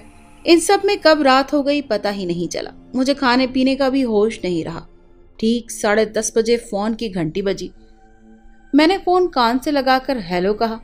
Officer Joseph speaking. दूसरी तरफ कोई लड़का था जिसने हमें जल्द पहुंचने के लिए कहा था। फोन इसी होटल से था जिधर पहले भी 4 कत्ल हो चुके थे। मैंने फोन रखा और ऑफिसर टॉम और अपनी टीम के हमरा होटल की जानिब रवाना हो गया। चंद ही लम्हों में मैं और टॉम इस्तकबालिया पर मौजूद थे। सर, मैंने ही आपको फ़ोन किया था, होटल के रिसेप्शनिस्ट ने कहा। हाँ बोलो, क्या बात है? टॉम ने पूछा। सर, रूम नंबर 89 में एक लड़की अकेली मौजूद है। कुछ देर पहले उसने कुछ मशरूबात ऑर्डर किए थे, मगर अब वो दरवाज़ा नहीं खोल रही, लड़के ने बताया। क्या उसने ऑर्डर किए हुए मशरूबात ले लिए? मैंने पूछा। जी नहीं, लड़के ने मुख्तसर जवाब दिया। टॉम और मैंने बैक वक्त एक दूसरे को देखा। यकीनन उसे भी वही लग रहा था जो मुझे लग रहा था। ये मामला भी लड़कियों के पुरस्कार कत्ल से मिलता जुलता था। होटल में मौजूद तमाम लोग चुप साथ बैठे थे। शायद हमारी तरह उन्हें भी यही धड़का लगा हुआ था कि कहीं ये 5वां कत्ल न साबित हो। हर कोई अपनी अपनी जगह खैरियत की दुआएं मांग रहा था। मैं और टॉम दिल में कई सवालात लिए कमरे की जानिब भागे। हमारी तवक्को के ऐन मुताबिक दरवाज़ा अंदर से मुकफ्फल था। हम दोनों ने मिलकर दरवाज़ा तोड़ दिया और सामने का मंजर देखकर मेरे और टॉम के पैरों तले से ज़मीन निकल गई। आंखों के सामने गोया अंधेरा छा गया। सांसें जैसे हलक में ही अटक गई। सामने बेड पर बेलिबास ऑफिसर मर्लिन बेसुध पड़ी थी। टॉम ने जल्दी से आगे बढ़कर बेड की चादर मर्लिन के ऊपर डाली। मेरा दिमाग साएं साएं कर रहा था। कुछ समझ नहीं आ रहा था कि ये सब क्या है और कैसे हुआ। हर आंख एक काबिल ऑफिसर की मौत पर अश्कबार थी। हर कोई अपनी जगह बेयकीनी की कैफियत में मुब्तला था। वो कातिल वाकई हमसे 2 हाथ आगे बल्कि 4 हाथ आगे निकला। इस बार एक तवील खामोशी के बाद उसका शिकार कोई आम लड़की नहीं बल्कि एक तजर्बाकार पुलिस ऑफिसर मर्लिन थी, जो खुद इस केस पर काम कर रही थी। तो फिर ये सब कैसे हुआ? कहते हैं एक पुरसुकून और तवील खामोशी किसी बड़े तूफान का पेश खैमा साबित होती है, और इसी तरह एक तवील खामोशी के बाद ऑफिसर मर्लिन की मौत हमारे लिए गोया बम फटने के मुतरादिफ थी। कुछ कुछ अब मेरी समझ में आने लगा था। मर्लिन यूं अजीब बर्ताव क्यों करने लगी थी? शायद वो अनजाने में उस कातिल से दिल लगा बैठी थी जिसने उसकी जान ले ली। मर्लिन की मौत ने सब कुछ तो नहीं, लेकिन फिर भी काफी कुछ वाजे कर दिया था। वो कातिल लड़कियों को पहले ही अपनी मोहब्बत के जाल में फंसा लेता है, जिसमें लड़कियां जल्द फंस जाती हैं, हत्ता के काबिल ऑफिसर मर्लिन भी। और फिर वो उन्हें यहाँ लाकर उनका सारा खून निकाल लेता है। लेकिन वो खून निकाल कर उसका करता क्या है? समझ से बाहर था। पोस्टमार्टम रिपोर्ट ने मर्लिन के बारे में भी वही कुछ बताया जो इससे पहले 4 लड़कियों के बारे में बता चुका था। खून की कमी मर्लिन को भी हवस का निशाना नहीं बनाया गया, तो फिर वो बेलिबास क्यों? इस बार भी कमरे से कुछ हासिल न हो सका। मैं होटल के बाहर ही एक बेंच पर अपना सर पकड़कर बैठ गया। दिल में बेतहाशा टीसें उठ रही थी। मुझे बहुत दुख हो रहा था मर्लिन के यूं चले जाने से। अगर मुझे मालूम होता कि उसकी ज़िंदगी का यूं इख्तिताम होगा तो मैं उससे अपनी बेरुखी की माफ़ी ही मांग लेता, या फिर उससे कभी बेरुखी बरतता ही नहीं। यकीनन उसे मेरे इस रवैये से काफ़ी तकलीफ़ होती होगी। बहुत शर्मिंदगी हो रही थी। खुद पर एक अजीब बोझ पड़ गया था। आखिर तक उसने कोशिश की कि मैं उसके प्यार को कबूल कर लूँ, मगर मैं क्या करता? उससे प्यार से बात करना भी मैंने गवारा नहीं किया। गो कि उसका प्यार एक तरफा था, लेकिन मेरे प्यार से समझाने पर शायद वो सारी ज़िंदगी मेरी अच्छी दोस्त तो बनकर रह सकती थी। अब किसी ने मोहब्बत का ढोंग रचाकर उसे मौत के घाट उतार दिया। काश मैं अपनी लापरवाही को एक तरफ रखकर उससे किसी तरह पूछ ही लेता कि वो अजीब बर्ताव क्यों करने लगी है। क्या पता मैं उसे बचाने में कामयाब हो जाता। मगर अब ये सब सोचने का कोई फायदा नहीं था। मर्लिन हम सब को छोड़कर जा चुकी थी। हमेशा के लिए अपने आखिरी सफ़र पर गामज़न हो चुकी थी। मैं अपने दोनों हाथों में अपना चेहरा छुपाए बिलक बिलक कर रोने लगा। इसी असना में टॉम मेरे बराबर बराजमान हो गया और मेरा शाना थपथपा कर बोला, मैं जानता हूँ दोस्त, तुम इस वक्त क्या सोच रहे हो और कैसा महसूस कर रहे हो। किसी का दिल दुखाकर जिस कदर तकलीफ इंसान को हो सकती है, इस वक्त वो तुम्हें हो रही है, लेकिन उसकी मौत में तुम्हारा कोई कसूर नहीं। लिहाजा खुद को इस मौत का जिम्मेदार मत ठहराओ। अब वो बहुत दूर चली गई है, आहिस्ता आहिस्ता भूल जाओगे उसे। हम सब पुलिस वाले उसकी मौत के जिम्मेदार हैं, क्योंकि कातिल अब तक हमारी पहुंच से दूर और आज़ाद घूम रहा है। लेकिन ये हकीकत है कि वो सच में तुम्हें चाहती थी, लेकिन तुम्हारी बेरुखी उसे तकलीफ देती थी। खैर कोई बात नहीं, क्योंकि मैं भी किसी को चाहता था, मगर उसकी बेरुखी मुझे भी तकलीफ देती थी। लिहाजा खुद को कसूरवार मत ठहराओ। मर्लिन का प्यार एक तरफा था, बिल्कुल उसी तरह जिस तरह मेरा उस इंसान के लिए प्यार एक तरफा था। मैंने कई बार मर्लिन से पूछने की कोशिश की कि वो बदल गई है, ऐसा क्यों कर है, मगर वो हमेशा कुछ न कुछ कहकर टाल देती। तुम क्या समझते थे कि उसका बदलाव सिर्फ तुमने नोट किया था? नहीं दोस्त, तकरीबन पूरे स्टाफ ने ऐसा महसूस किया था। मगर उस वक्त हम सब उस मनहूस केस को लेकर इस कदर मसरूफ़ थे कि हमें खुद का भी होश नहीं था। तो फिर मर्लिन पर ध्यान कैसे दे पाते? शायद तुम्हारे बाद वो इस कातिल से मोहब्बत करने लग गई हो और उसने उसे अपनी झूठी मोहब्बत का एतराफ़ किया होगा। मैं जानता हूँ ऐसा कुछ ज़रूर है, मगर मैं ये नहीं जानता कि जिससे वो प्यार करने लगी थी वही कातिल है जिसकी हमें तलाश है। आखिरी बार जब मैं एमी से मिला तो उसने सीधे मुंह बात ना की, बस इतना ही कहा कि उसकी तबीयत ठीक नहीं है, इसीलिए वो आज पुलिस स्टेशन नहीं आ रही। कातिल बहुत शातिर है, उसने मर्लिन को खूब अच्छे तरीके से अपने शिकंजे में फंसा लिया था। तभी तो वो अपना मुंह नहीं खोलती थी। न जाने खुद मर्लिन को अपनी मौत का दुख होगा भी या नहीं, क्योंकि कुछ कहते हैं कि महबूब अपने हाथों से जान ले तो तकलीफ नहीं होती, क्योंकि महबूब की बाहों में मरना किस्मत वालों को नसीब होता है, तो कुछ उसे धोखा कहते हैं, वगैरह वगैरह। टॉम ने गहरी सांस लेकर बात खत्म कर दी। लेकिन वो इतनी बेवकूफ़ कैसे हो सकती है कि उस आदमी के साथ इसी होटल के कमरे में चली गई? मैंने भीगी पलकों के साथ कहा। इश्क अंधा होता है दोस्त, जब हो जाता है तो कुछ नज़र नहीं आता। और फिर मर्लिन कौन सा जानती थी कि उसका महबूब ही वो कातिल है। सबसे बढ़कर ये मत भूलो कि मर्लिन ऑफिसर के बाद में पहले एक लड़की है। हर लड़की की तरह उसे भी एक सच्चे प्यार करने वाले की ख्वाहिश थी, लिहाजा अगर वो उसकी झूठी मोहब्बत में बेवकूफ़ बन गई तो उसमें इतना हैरान होने वाली कौन सी बात है। ज़्यादातर लड़कियां इस मामले में बेवकूफ़ ही होती हैं। और रही बात होटल और उस कमरे की, तो इस बारे में मर्लिन ने ज़्यादा गौर नहीं किया होगा, क्योंकि उसका महबूब उसके साथ था। वो उस पर ध्यान देती, ना कि होटल और कमरे पर। टॉम ने आसमान की तरफ देखते हुए कहा, टॉम, तुमने कहा है कि अभी तुम्हें किसी की बेरुखी तकलीफ देती है। तुम्हारा प्यार उसके लिए यकतरफा था, तो क्या मैं पूछ सकता हूँ कि वो कौन है जिससे तुम प्यार करते हो? तुमने कभी बताया ही नहीं। मैंने आंखों से आंसू साफ करते हुए कहा। बताकर क्या करता, जब वही मुझ में दिलचस्पी नहीं रखती और प्यार करता नहीं करता। टॉम इतना कहकर उठ गया। मर्लिन से, टॉम ने कहा और चला गया, जबकि मैं उसे दम बखुद देखता रह गया। सारी रात करवटें बदलते हुए गुजर गई। एक पल के लिए भी सुकून की नींद ना आ सकी। मर्लिन का चेहरा बार बार आंखों में रक्स करता रहा। उसके साथ गुजारे हुए पल एक एक करके जहन की स्क्रीन पर चलते रहे। अगली सुबह मर्लिन की तदफीन में ऑफिसर डोनाल्ड के अलावा और भी कई सीनियर ऑफिसर्स मौजूद थे। सभी की आंखें अश्कबार थीं। खुद मेरी और टॉम की हालत भी गैर थी।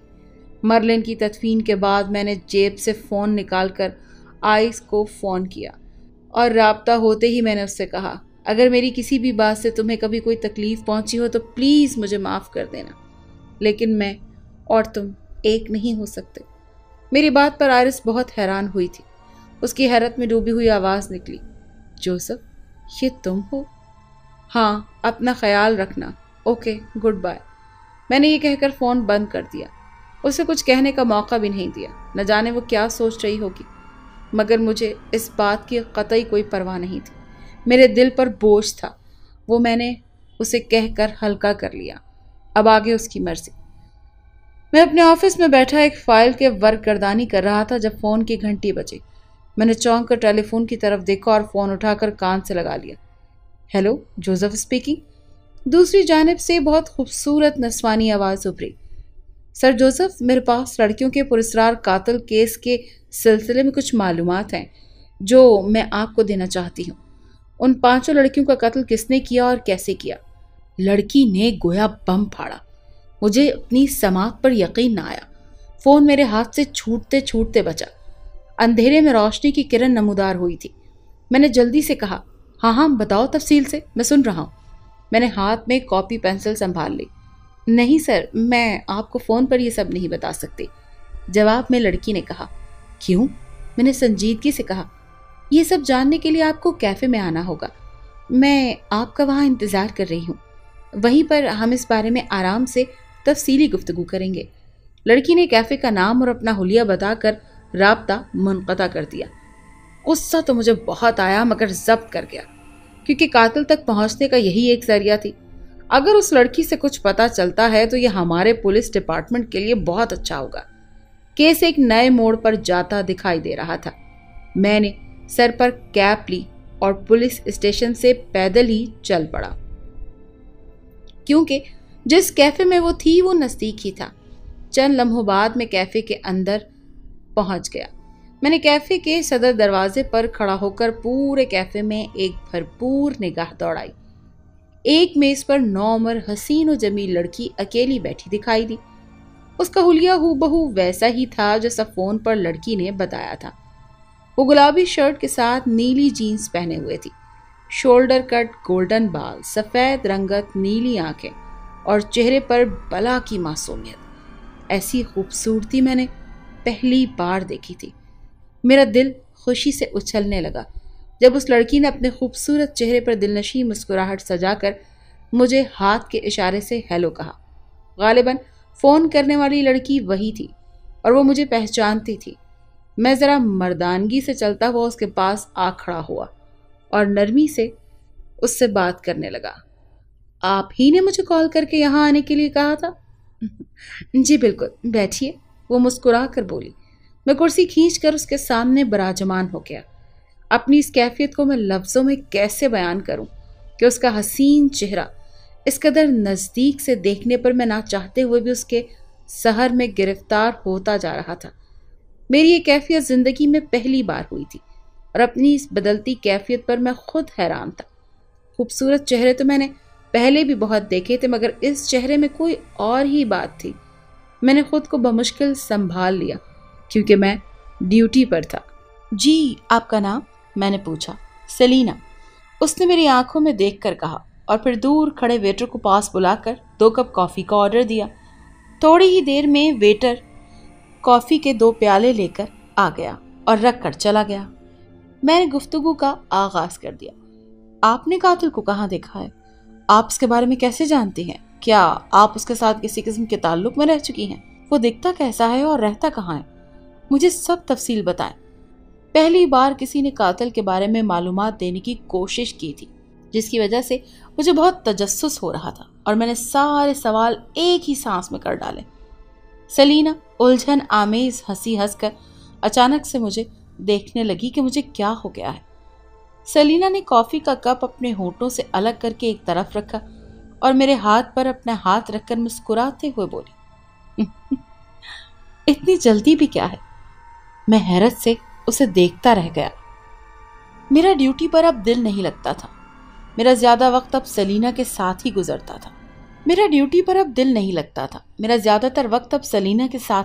تھا۔ ڈیوٹی کے اوقات میں بھی ہم فون پر رابطہ رکھتے، فرصت میں تو ویسے ہی وہ میرے ہمراہ ہوتی۔ ہم دونوں اکٹھے ڈنر کرتے اور ادھر ادھر گھومتے پھرتے۔ میں سیلینا کے عشق میں بری طرح گرفتار ہو چکا تھا۔ وہ بھی مجھ سے بہت پیار کرتی تھی۔ میں اس کی قربت پا کر بہت خوش تھا۔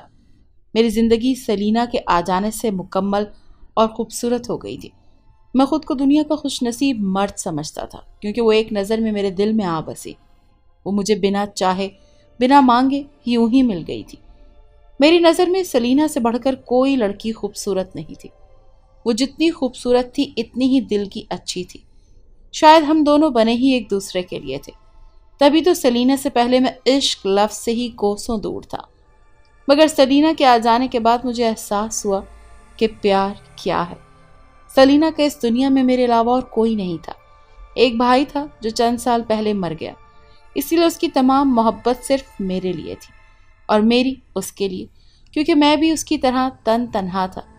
کیفے کی ملاقات کے بعد میں نے سیلینا سے دوبارہ کبھی قاتل کے بارے میں نہیں پوچھا تھا، نہ اس نے مجھے دوبارہ قاتل کے بارے میں بتانے کی کوشش کی تھی۔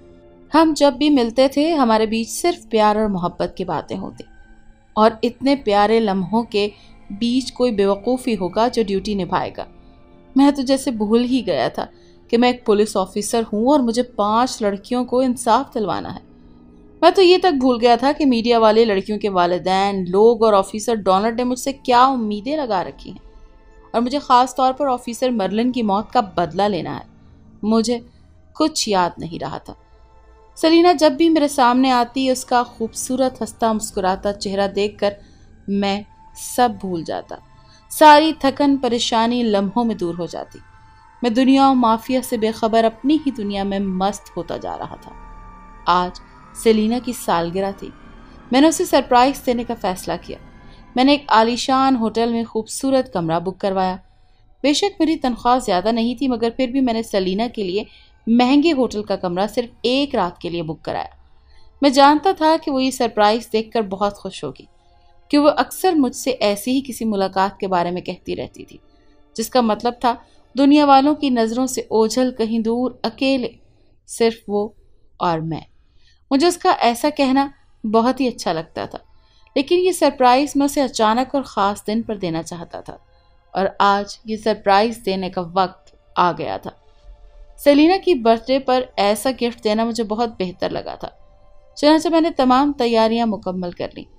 یہ دن میری اور سیلینا کے لیے بہت خاص ثابت ہونے والا تھا، جس کی یادیں ہم برسوں نہیں بھلا پائیں گے۔ ہم دونوں نے مل کر مستقبل کی پلاننگ بھی کر لی تھی۔ ہم دونوں ایک دوسرے سے شادی کے خواہش مند تھے۔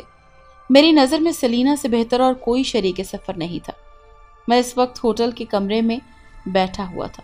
کمرہ بہت عالی شان تھا، جس میں نیلا قالین بچھا ہوا تھا۔ شیشے کی دیواریں بائیں طرف تھی، جہاں سے ایفل ٹاور کا خوبصورت نظارہ نظر آتا تھا۔ کمرے کے وسط میں خوبصورت طرز کا گول بیڈ موجود تھا، جس کے دونوں طرف سائڈ ٹیبلز پڑے تھے۔ اس کے علاوہ جدید قسم کا فرنیچر بھی وہاں موجود تھا، جس کی ضرورت پڑ سکتی تھی۔ میں نے ملائم بستر کو گھورتے ہوئے نہ جانے کتنے خوبصورت سپنے اپنی جاگتی آنکھوں سے ہی دیکھ لیے تھے، اور پھر جیب سے فون نکال کر سیلینا کا نمبر ملایا۔ رابطہ ہوتے ہی اس کی خوبصورت مترنم آواز میری سماعت سے ٹکرائی۔ جوزف ڈارلنگ، کہاں ہو تم؟ کب سے میں تمہارا انتظار کر رہی ہوں۔ میں نے مسکراتے ہوئے سیلینا کو ہوٹل کا نام اور پتہ بتا کر اسے سیدھا یہاں آنے کے لیے کہا۔ سیلینا کی آواز میں حیرت بھری خوشی تھی۔ اس نے اوکے کہہ کر فون بند کر دیا۔ میں نے اپنا فون ایک طرف صوفے پر پھینک دیا اور ایک بار پھر سیلینا کے خیالوں میں کھو گیا، جو اب سے ٹھیک چند لمحوں بعد پیش آنے والے تھے۔ میں اپنی خوشی کو کن لفظوں میں بیان کروں؟ خوشی کے مارے میں تو جیسے پاگل ہو رہا تھا، کیونکہ سیلینا میری ملکیت ہونے جا رہی تھی۔ یہ سوچ سوچ کر میرا دل خوشی سے پھولے نہیں سما رہا تھا۔ میں نے بمشکل 10 منٹ ہی انتظار کیا ہوگا کہ سیلینا سرخ لباس میں چلتی ہوئی اندر داخل ہوئی۔ میں شیشے کی دیواروں سے باہر کی دنیا دیکھنے میں مصروف تھا۔ مجھے اس کی آمد کی خبر اس کے پسندیدہ پرفیوم سے ہوئی تھی۔ وہ اکثر وہی لگاتی تھی۔ میں نے پلٹ کر اسے دیکھا تو وہ ہمیشہ کی طرح اپنے چہرے پر خوبصورت مسکراہٹ سجائے کھڑی تھی۔ آج بھی اس کا حسن پہلے دن کی طرح مجھ پر بجلیاں گرا رہا تھا۔ اس کے بدن سے اٹھتی ہوئی مسحور کن خوشبو مجھے مدہوش کر رہی تھی۔ شاید سیلینا ہوٹل کی کہیں آس پاس ہی تھی، جب ہی تو وہ اتنے کم وقت میں میرے سامنے تھی۔ میں چلتا ہوا سیلینا کے پاس آیا اور اس کے نرم اور نازک ہاتھوں میں اپنا ہاتھ لے کر بولا، سالگرہ بہت بہت مبارک ہو۔ میں نے محبت بھرے لہجے میں کہا تو اس کی آنکھوں میں خوشی کی نمی اتر آئی۔ جوزف، تم نے اتنا سب کچھ میرے لیے کیا؟ سیلینا کے آخری الفاظ اس کے گلے میں ہی رہ گئے۔ آج کی رات رونا ٹھیک نہیں، پلیز آج کی رات رونے کے لیے نہیں ہے، میں نے سیلینا کی خوبصورت آنکھوں سے موتیوں جیسے آنسو صاف کرتے ہوئے کہا۔ گھڑی رات کے 9 بجا رہی تھی۔ باہر رات گہری ہوتی جا رہی تھی اور یہاں میرے اندر جذبات کا سمندر ٹھاٹھے مار رہا تھا۔ وہ چلتی ہوئی میرے قریب آ کر بیٹھ گئی۔ اس کی قربت مجھے مدہوش کر رہی تھی، دنیا و مافیا سے بیگانہ کر رہی تھی۔ میں اسے اپنے اور قریب دیکھنا چاہتا تھا، لیکن اس نے مجھے پرے دھکیل دیا اور خود مشروب سے 2 گلاس بھرنے لگی۔ سیلینا نے مشروب سے بھرا گلاس میری جانب بڑھایا، جسے لے کر میں اپنے ہونٹوں سے لگانے لگا۔ جلد ہی میں نشے کے باعث میری آنکھیں دھندلی ہونے لگیں۔ ٹیپ پر چلتا ہوا گانا جیسے کہیں دور سے آ کر میری سماعت سے ٹکرا رہا تھا۔ Do you love me too? میں نے بمشکل اپنی بند ہوتی ہوئی آنکھوں کو کھول کر سیلینا کو دیکھا، جو مجھے مسکراتے ہوئے عجیب نظروں سے گھور رہی تھی۔ ڈو یو لو می؟ موسیقی کی آواز ایک بار پھر میری سماعت سے ٹکرائی۔ میرے اعصاب شل ہوتے جا رہے تھے اور اگلے ہی لمحے میں دنیا و مافیا سے بیگانہ ہوتا چلا گیا۔ ہوش جب آیا تو کیا دیکھا کہ سیلینا میری کلائی سے اپنا منہ لگائے نہ جانے کیا کر رہی ہے، اور جب مجھ پر حقیقت آشکار ہوئی تو گویا آسمان مجھ پر گر گیا۔ سیلینا میرا خون چوس رہی تھی۔ مجھے مکمل طور پر ہوش آ چکا تھا۔ میں جھٹ سے اٹھا اور بے اختیار سیلینا کو ایک طرف دھکا دے دیا۔ وہ بیڈ سے نیچے جا گری، جبکہ میں بیڈ پر ہی بیٹھا تھا۔ سیلینا جب کھڑی ہوئی تو اس کی شکل دیکھ کر میرے رونگٹے کھڑے ہو گئے۔ زمین و آسمان گھومتے ہوئے محسوس ہونے لگے۔ وہ کوئی بفری ہوئی شیرنی معلوم ہو رہی تھی۔ اس کے آگے کے 2 دانت کسی ویمپائر کی طرح بڑے اور نوکیلے تھے، جبکہ آنکھیں خدا کی پناہ کتنی دہشت ناک تھی۔ میری آنکھیں دہشت سے پھٹی ہوئی تھی اور دل بری طرح سینے میں پھڑ پھڑا رہا تھا۔ اسی لمحے مجھے اپنی کلائی میں جلن کا شدید احساس ہوا۔ دیکھا تو وہاں پر 2 سوراخ موجود تھے جو سلینا نے اپنے نوکیلے دانتوں سے کیے تھے۔ مجھ پر ایک اور بم پھٹا، یہ جان کر کہ سلینا ہی وہ قاتل ہے جس کی ہم سب کو تلاش تھی۔ اسی اثنا میں سلینا مجھ پر حملہ آور ہونے والی تھی کہ میں نے ایک بار پھر اپنی پوری قوت سے اسے دھکا دیا اور وہ دوبارہ دوسری طرف جا گری۔ میں بیڈ پر سے اتر گیا۔ اسی وقت میری آنکھ نہ کھلتی تو میرا حال بھی وہی ہوتا جو مجھ سے پہلے لڑکیوں کا ہوا تھا، اور ان کی طرح میری موت بھی پراسرار ہوتی۔ سلینا ایک بار پھر اٹھ کر کھڑی ہو گئی۔ وہ ہانپ رہی تھی۔ سلینا، تم یہ سب کیوں کر رہی ہو؟ تم مجھ سے پیار کرتی ہو نا؟ میں نے سلینا کو پرسکون کرنے کے لیے ایسا کہا۔ نہیں، میں تم سے پیار نہیں کرتی، میں ایک بدرو ہوں، میں مر چکی ہوں۔ سلینا دھاڑی۔ میں دم بخود رہ گیا۔ میرے بھائی نے 5 لڑکیوں کا جو حال کیا، میں بھی تمہارا ویسا ہی حال کر کے اپنی پیاس بجھانا چاہتی ہوں۔ سلینا غرائی۔ تمہارا بھائی جو چند سال پہلے مر گیا تھا وہ؟ میں نے حیرت سے پوچھا۔ سلینا زور زور سے نفی میں سر ہلانے لگی۔ اپنی موت سے پہلے تم یہ ضرور جاننا چاہو گے کہ ان سب کے پیچھے کیا اسرار ہے، تو سنو۔ میرے بھائی نے ان 5 لڑکیوں کو، جن میں تمہاری ساتھی لیڈی آفیسر مرلن بھی شامل تھی، ان سب کو اپنے جھوٹے پیار کے جال میں پھنسایا، ٹھیک اسی طرح جس طرح میں نے پھنسایا۔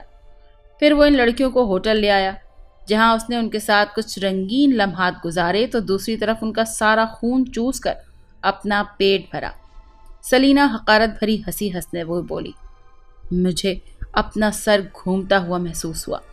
آہستہ آہستہ تمام حقیقت سمجھ میں آتی جا رہی تھی کہ کیوں لڑکیوں کی پوسٹ مارٹم رپورٹ میں ان کی موت کی وجہ خون کی کمی بتائی جا رہی تھی۔ سلینا کا بھائی تو ایک بدرو تھا، جب ہی لڑکیوں کے جسم پر اس کی ہوس کا DNA موجود نہیں تھا۔ مجھے اپنے دل پر بے تحاشا چھریاں چلتی ہوئی محسوس ہوئی تھی۔ یقیناً مرلن کا حال بھی مجھ سے مختلف نہیں ہوگا، پھر وہ یہ سب جاننے سے پہلے ہی مر گئی۔ ہم سب تو سچ میں ان بہن بھائیوں کے عشق میں گرفتار ہو گئے، مگر یہ تو کچھ اور ہی نکلے۔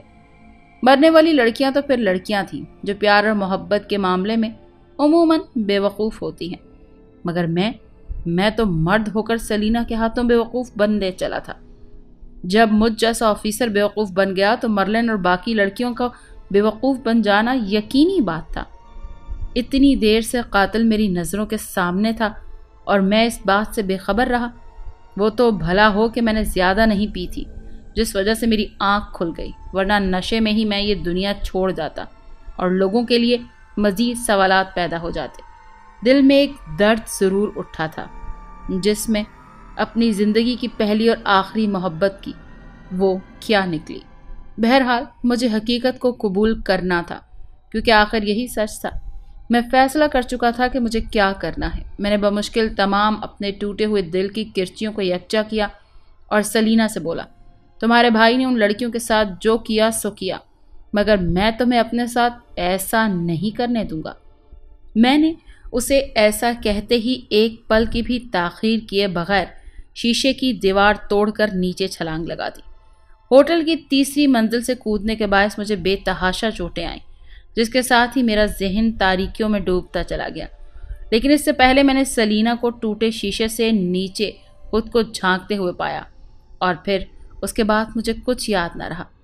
میں دہشت کے مارے اٹھ کر بیٹھ گیا تو خود کو اسپتال میں پایا۔ میرے ارد گرد نرسز اور ڈاکٹرز موجود تھے۔ خواب میں بھی میں نے سلینا کا بھیانک روپ دیکھا تھا جو مجھے قتل کرنے کے در پہ تھی، جس وجہ سے میں دہشت زدہ ہو کر جاگ گیا تھا۔ شاید سلینا کا خوف میرے دل میں بیٹھ چکا تھا، اور ایسا ہوتا بھی کیوں نہ، میری جگہ کوئی بھی ہوتا اس کا حال مجھ سے مختلف نہ ہوتا۔ یکایک آہستہ آہستہ سارا منظر میری آنکھوں کے سامنے گھوم گیا۔ ہوٹل میں سلینا کا انتظار، اس کے ساتھ گزارے ہوئے چند رنگین لمحات، اور پھر ایک روح فرسا راز کا انکشاف۔ ان سب کی یاد آتے ہی میں زار و قطار رونے لگا۔ زندگی میں یہ پہلا موقع تھا جب میں یوں بچوں کی طرح بلک بلک کر رو رہا تھا۔ آفیسر ڈونلڈ اور آفیسر ٹام بھی میرے پاس ہی موجود تھے، اور مجھے یوں بے تحاشا روتا دیکھ کر عجیب سی پریشانی کا شکار تھے۔ مجھ جیسا باصلاحیت نڈر پولیس آفیسر اس طرح کیوں رو رہا تھا؟ غالباً وہ سمجھنے سے قاصر تھے۔ اسٹاف کے تمام ممبران مجھے تسلیاں دینے لگے، ساتھ میں رونے کا سبب بھی پوچھنے لگے۔ مختلف سوالات کر رہے تھے کہ میں ہوٹل میں کیا کر رہا تھا، وہاں کیوں گیا تھا، کس کے ساتھ تھا، اور میری ذہنی حالت پہلے ہی ابتر تھی۔ اوپر سے ان سب کے کوفت میں مبتلا کر دینے والے سوالات مجھے مزید پریشان کر رہے تھے۔ میں جیسے تیسے کر کے ان کے تمام سوالات کے جواب گول مول انداز میں دے کر ان کے چہرے کو صاف ہوتا دیکھا۔ انہوں نے میرے جواب کا یقین نہیں کیا، خاص طور پر آفیسر ٹام اور ڈونٹ نے۔ ان کے چہروں پر میرے لیے بے حد کرب تھا۔ میں بھی مجبور تھا، کیا کرتا سلینا کے بارے میں بتا کر۔ میں اپنا مذاق نہیں بنانا چاہتا تھا۔ یقیناً وہ لوگ میری موجودہ حالت کو دیکھ کر میرے سچے بیان کو میری خراب ذہنی حالت ہی گردانتے، اور میں ایسا ہرگز نہیں چاہتا تھا، لہذا خاموش رہا۔ تمام آفیسرز کو پورا بھروسہ تھا کہ میں بلا وجہ اس حال کو نہیں پہنچا، ضرور اس کے پیچھے کوئی بڑا راز ہے۔ مجھے ہوٹل کے شیشے سے کودنے کی کیا ضرورت تھی؟ مگر میری نازک حالت کو دیکھتے ہوئے ڈاکٹرز نے ان کو مزید سوالات کرنے سے روک دیا، جو میرے لیے خوشی کی بات تھی۔ ڈاکٹرز نے مجھے چیک کیا اور آرام کرنے کا کہہ کر کمرے سے نکل گئے۔ پھر اسٹاف کے باقی ممبران بھی ایک ایک کر کے کمرے سے نکل گئے، سوائے ٹام کے۔ ہم دونوں کے سوا اب کمرے میں کوئی نہیں تھا۔ وہ اسٹول کھینچ کر میرے پاس بیٹھ گیا۔ میں بخوبی جانتا تھا کہ وہ کیا جاننا چاہتا ہے۔ چند لمحے وہ میرے چہرے کو بغور دیکھتا رہا اور پھر بولا، ہوٹل والوں کا کہنا ہے کہ تم ہوٹل کے کمرے میں اکیلے ہی موجود تھے۔ ٹام اتنا کہہ کر میرے چہرے کی جانب دیکھنے لگا، جہاں اس نے واضح خوف کے تاثرات دیکھ لیے تھے۔ ٹام کی بات نے بلا شبہ مجھے دکھ دیا تھا، مگر میں نے خود بمشکل سنبھالا تھا اسے کسی بھی طرح شک نہ گزرے۔ مگر شاید میری یہ کیفیت ٹام سے چھپی ہوئی نہ رہ سکی۔ کافی دیر میں نے کوئی جواب نہ دیا تو ٹام اسٹول سے اٹھ کھڑا ہوا۔ میں حیرت سے اسے دیکھا۔ میں سمجھا کہ شاید وہ مزید کچھ کہے گا، مگر وہ مجھے اپنا خیال رکھنا کہہ کر کمرے سے نکل گیا۔ شاید اسے اپنا جواب میرے خوفزدہ چہرے سے مل گیا۔ سب صاف واضح ہو گیا تھا۔ مجھے اپنے ان تمام سوالوں کے جواب مل گئے تھے جو میں کبھی جاننا چاہتا تھا۔ سلینا اور اس کا بھائی بدروح تھے، تبھی وہ کسی کو ہوٹل کے اندر داخل ہوتے دکھائی نہیں دیتے تھے، سوائے ان کے جو ان کی جھوٹی محبت میں گرفتار تھے، اور اس بنا پر کمرے کا دروازہ اندر سے مقفل پایا جاتا، کیونکہ وہ روح تھے اور اپنا کام پورا کر کے غائب ہو جاتے تھے۔ انہیں بھلا دروازے یا کھڑکی سے باہر جانے کی کیا ضرورت تھی؟ اپنے ساتھ یہ گزری تو معلوم ہوا کہ بیچاری مرلن کیسے پھنسی ہوگی۔ میں نے اپنی کلائی کی جانب دیکھا تو وہاں اب بھی 2 نوکیلے دانت واضح تھے۔ ان نشانوں کا اب تک میری کلائی سے غائب نہ ہونا میری سمجھ سے بالاتر تھا، اور مجھے پورا یقین تھا کہ میرے یہ نشان ڈاکٹرز اور اسٹاف کے آفیسر سے چھپے نہ رہ سکیں گے۔ مرحوم 5 لڑکیوں کے بدن پر ایسا کوئی نشان دیکھنے میں نہیں آیا تھا جو ہمیں آدم خور کی جانب سوچنے پر مجبور کرتا۔ تو پھر یہ نشان میرے کیوں رہ گئے تھے؟ اگلے دن میں کافی بہتر محسوس کر رہا تھا۔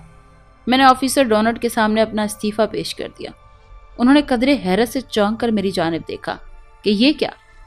میں ریزائن کرتا ہوں سر، میں قاتل کو نہیں پکڑ سکا۔ میں شرمندہ ہوں، میں ان 5 کو انصاف نہ دلوا سکا۔ میں نے 2 ٹوک جواب دیا۔ لیکن بیٹے، کوشش جاری رکھو۔ آفیسر ڈونٹ نے کچھ کہا، مگر میں ان کی بات بیچ میں کاٹ گیا۔ نہیں سر، میں ہار مانتا ہوں، میں اب اس کیس پر کام نہیں کر سکتا، میں نے اپنا فیصلہ سناتے ہوئے کہا۔ میرے 2 ٹوک لہجے نے آفیسر ڈونٹ کو خاموش کر دیا۔ وہ میرے استعفے پر ناخوش تھے مگر کچھ بولے نہیں۔ جلد ہی میرے استعفیٰ دینے کی خبر جنگل میں آگ کی طرح ہر سو پھیل گئی۔ آفیسر ٹام کے لیے میرے استعفیٰ دینے کی خبر نہایت حیران کن تھی۔ کسی بھی صورت اس کے حلق سے میرے استعفیٰ دینے کی بات نیچے نہیں اتر رہی تھی۔ ٹام کے علاوہ اسٹاف کے دیگر آفیسرز، میڈیا والوں نے مجھ سے استعفے سے متعلق کئی سوالات کیے، مگر میرا جواب سب کو ایک ہی تھا کہ میں ناکام ہو گیا ہوں، لہٰذا مجھے معاف کیجیے۔ ہر کوئی اپنی اپنی جگہ اندازے لگانے کی کوشش کر رہا تھا کہ میں نے استعفیٰ کیوں دیا، مگر اصل حقیقت تو صرف میں ہی جانتا تھا۔ میں اپنے گھر آ کر بیڈ پر دراز ہو گیا۔ سمجھ نہیں آ رہا تھا کہ کیا کروں۔ جس گھر کو میں نے سلینا کی صورت میں آباد کرنا چاہا، وہ آباد نہ ہو سکا۔ کچھ بھی پہلے جیسا نہیں رہا۔ سلینا کے بعد سب کچھ بدل گیا۔ جس گھر میں اتنے سال اکیلے رہنے کے باوجود مجھے کبھی تنہائی کا احساس نہ ہوا تھا، آج وہی ویران گھر مجھے شدت تنہائی کا احساس دلا رہا تھا۔ بے اختیار دل میں درد سا اٹھا اور آنسوؤں کی صورت آنکھوں سے بہہ کر رخساروں پر پھسل گیا۔ میں نے فوراً سے پہلے اپنی آنکھوں میں آئے آنسوؤں کو رگڑ ڈالا اور خود کو سمجھانے لگا کہ میں مرد ہوں، مجھے ایک مری ہوئی لڑکی کے لیے اس قدر کمزور نہیں ہونا چاہیے۔ آج صحیح معنوں میں مجھے محبت کی تکلیف کا احساس ہوا تھا کہ محبوب کی بے وفائی پر دل میں کیا گزرتی ہے۔ ایسا سوچتے ہی مرلن کا معصوم چہرہ آنکھوں میں گھوم گیا۔ نہ جانے کتنی دیر بستر پر لیٹا میں اپنی بے بسی کا ماتم کرتا رہا۔ پھر جب اکیلے گھر سے خوف محسوس ہوا تو اٹھ کر باہر آ گیا۔ باہر کی تازہ ہوا اور آتے جاتے رنگ برنگے لوگوں کو یوں دیکھ کر دل قدرے اطمینان میں آیا۔ یکایک میرے دل میں ایک خیال بجلی کی طرح کوندا، جس نے مجھے پریشان کر دیا کہ بے شک میں سلینا کے ہاتھوں بچ گیا، لیکن اس کا مطلب یہ نہیں کہ وہ بھی ہار مان کر بیٹھ جائے گی۔ ضرور وہ اور اس کا بھائی کسی اور کو پھنسانے کی کوشش کریں گے، اور غالباً ان کا اگلا شکار ٹام ہوگا، کیونکہ ٹام بھی میرے اور مرلن کے ساتھ اس کیس پر کام کر رہا ہے۔ مرلن کو موت کے گھاٹ اتارنے کے بعد انہوں نے مجھے موت کی نیند سلانا چاہا۔ میں خوش قسمتی سے بچ گیا اور اب یقیناً ٹام کی باری تھی۔ ابھی میں یہ سوچ ہی رہا تھا کہ میرا موبائل فون بجنے لگا۔ میں نے فون یس کر کے کان سے لگایا۔ فون کرنے والا آفیسر ٹام تھا۔ ہیلو، میں نے کہا۔ جوزف، میں تمہیں اچھی طرح سے جانتا ہوں، تم ہار ماننے والوں میں سے نہیں ہو۔ تم نے ایسا کیا دیکھا جو تم نے استعفیٰ دے دیا؟ آفیسر ٹام کی آواز سنائی دی۔ میں بہت پہلے ہی سوچ چکا تھا کہ اگر میں ناکام ہوا تو ریزائن کر دوں گا، جو میں نے کر دیا۔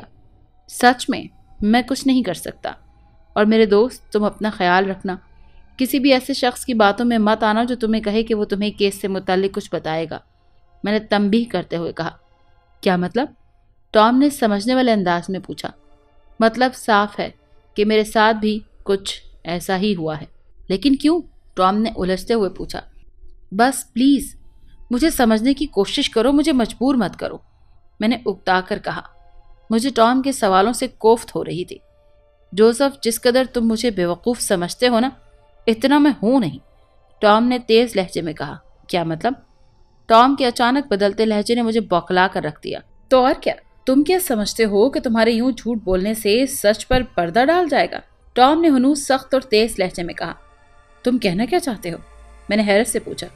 میں یہ کہنا چاہتا ہوں کہ میں نے اپنی آنکھوں سے تمہاری کلائی پر دانتوں کے 2 واضح نشان دیکھے ہیں۔ اس کے علاوہ تمہاری میڈیکل رپورٹ یہ بتاتی ہے کہ تمہارے جسم سے خون وافر مقدار میں نکالا گیا ہے۔ میں تمہیں یہ بتا کر کوئی احسان تو نہیں جتانا چاہتا، مگر یہ سچ ہے کہ تمہیں خون عطیہ کرنے والا بھی میں ہی تھا، ورنہ خون کی کمی ہونے کی وجہ سے تم اب تک مر کھپ چکے ہوتے، ٹام نے قدرے غصے اور ناراض لہجے میں کہا۔ ٹام کے اس انکشاف پر میں سناٹے میں آ گیا۔ وہ سب جاننے کے باوجود اتنی دیر سے انجان بنا ہوا تھا۔ شاید وہ میرے منہ سے سننا چاہتا تھا۔ میرے استعفیٰ دینے کی بات اس سے ہضم نہ ہو سکی، اسی لیے آج وہ پھٹ پڑا۔ اس نے اپنا خون دے کر میری جان بچائی تھی۔ پہلے وہ میرا اچھا کولیگ، اچھا دوست اور اچھا بھائی تھا، مگر اب وہ میرا محسن بھی تھا۔ مجھے اس کی محبت اور اس کے خلوص پر کس قدر پیار آیا میں بتا نہیں سکتا۔ میری حیرت بھی اپنی جگہ قائم تھی۔ وہ مجھ سے پیار اتنا زیادہ کرتا تھا، لہٰذا اس کا غصہ کرنا بھی جائز تھا۔ کیا ہوا؟ چپ کیوں ہو گئے؟ کیا یقین نہیں آ رہا یا پھر ٹھیک سے سنائی نہیں دے رہا؟ کہو تو دوبارہ دہراؤں؟ ٹام کے غصے میں بھری آواز ابھری۔ اب ٹام کو سب کچھ سچ سچ بتانے کے سوا میرے پاس اور کوئی چارہ نہیں تھا۔ میں شکستہ لہجے میں بولا، نہیں یار، تجھے دوبارہ دہرانے کی ضرورت نہیں، میں ہار مانتا ہوں، مگر میں تجھے سب فون پر نہیں بتاؤں گا۔ مجھے ابھی اسی وقت ریسٹورنٹ میں مل، رات تو ہو چکی ہے، لہٰذا کھانا اکٹھے ہی کھائیں گے۔ ٹھیک ہے، میری ڈیوٹی بھی ختم ہونے والی ہے، میں تھوڑی دیر تک تجھے مقامی ریسٹورنٹ میں ملتا ہوں، ٹام نے خوشی سے کہا تو میں اوکے کہہ کر رابطہ منقطع کر دیا۔ کچھ دیر میں یوں ہی بیٹھا آتے جاتے لوگوں کو دیکھ کر اپنا دل بہلاتا رہا، اور پھر کلائی میں بندھی گھڑی پر وقت دیکھا۔ ٹام کے آنے میں چند منٹ رہ گئے تھے۔ میں اٹھ کر سامنے والے ریسٹورنٹ میں چلا گیا اور شیشے والی دیوار کے پاس ٹیبل منتخب کر کے اس پر براجمان ہو گیا۔ مجھے زیادہ دیر انتظار نہ کرنا پڑا۔ ٹھیک 10 منٹ بعد ٹام مجھے ریسٹورنٹ کے داخلی دروازے سے اندر داخل ہوتا دکھائی دیا۔ ریسٹورنٹ میں چند لوگ ہی بیٹھے کھانا تناول فرما رہے تھے۔ ٹام نے داخلی دروازے پر ہی مجھے بیٹھے دیکھ لیا۔ وہ چلتا ہوا میرے پاس آیا اور میرے سامنے والی کرسی پر براجمان ہو گیا۔ وہ ڈیوٹی آف ہو جانے کے بعد سیدھا میرے پاس آیا تھا۔ اس بات کا اندازہ اس کے بدن پر موجود وردی سے ہو رہا تھا۔ واہ بھائی، کیا میز منتخب کی ہے؟ تجھے شیشے کے پاس بیٹھنے میں بہت مزہ آتا ہے کیا؟ ٹام نے سر پر سے کیپ اتار کے میز پر رکھتے ہوئے کہا۔ اچھا پہلے یہ بتاؤ کہ کیا کھاؤ گے؟ میں نے مسکراتے ہوئے پوچھا۔ جو تم کھلاؤ گے، وہ دوستانہ انداز میں بولا۔ میں نے ہنستے ہوئے دور کھڑے ویٹر کو پاس بلا کر اس سے آرڈر منگوایا۔ ویٹر آرڈر لکھ کر چلا گیا تو میں نے ٹام سے پوچھا، کیسے ہو؟ تمہارے سامنے ہوں۔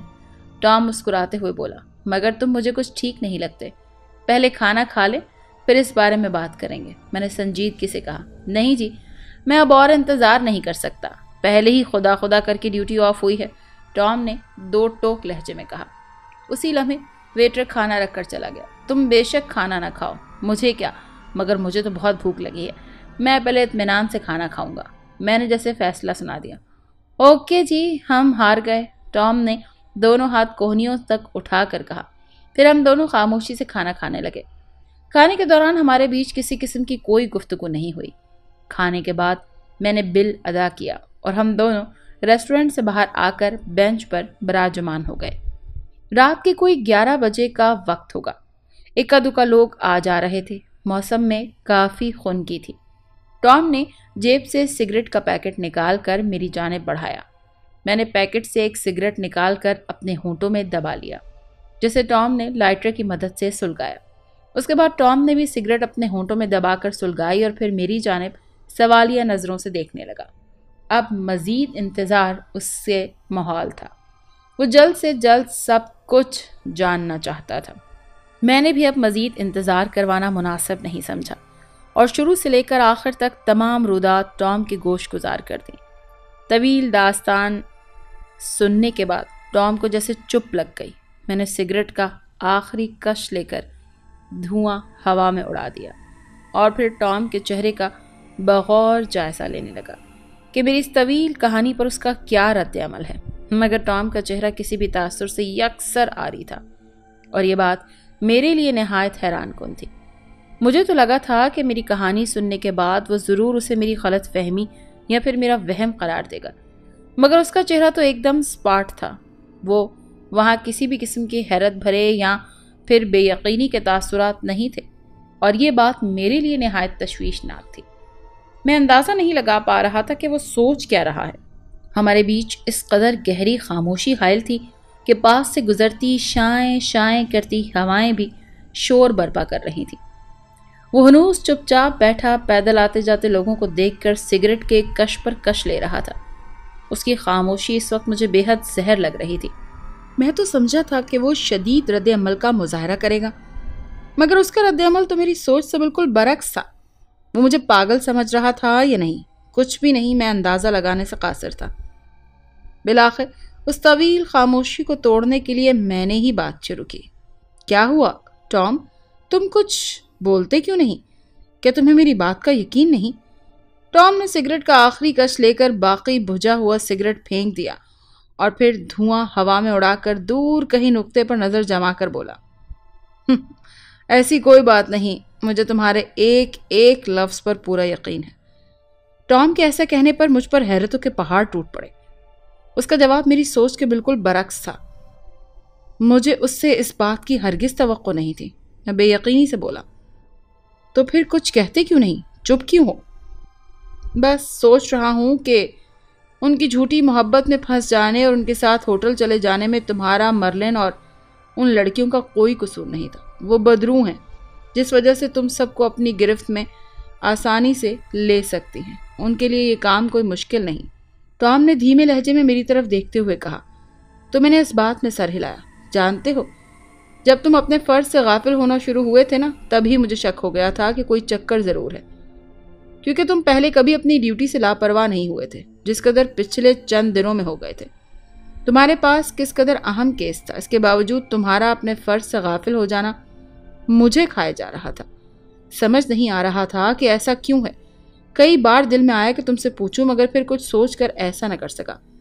میں تمہیں جب بھی یوں ڈیوٹی کے اوقات میں لاپرواہ سا دیکھتا تو مجھے بے اختیار مرلن یاد آ جاتی، جو خود بھی اپنی موت سے کچھ وقت قبل ऐसी ही लापरवाही का मुजाहरा करने लगी थी।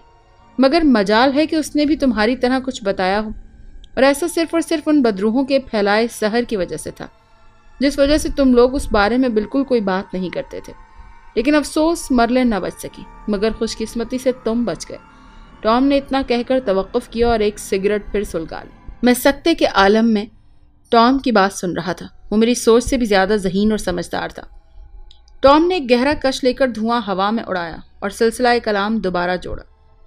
तुम्हारा होटल के शीशे से नीचे कूदना, जिस्म में खून की कमी का पाया जाना, और सबसे बढ़कर कलाई में मौजूद दांतों के 2 वाज़ेह निशान इस बात का सबूत थे कि तुम पर क्या गुजरी है। फिर भी मैं चुप रहा। शायद तुम मुझे बताओगे।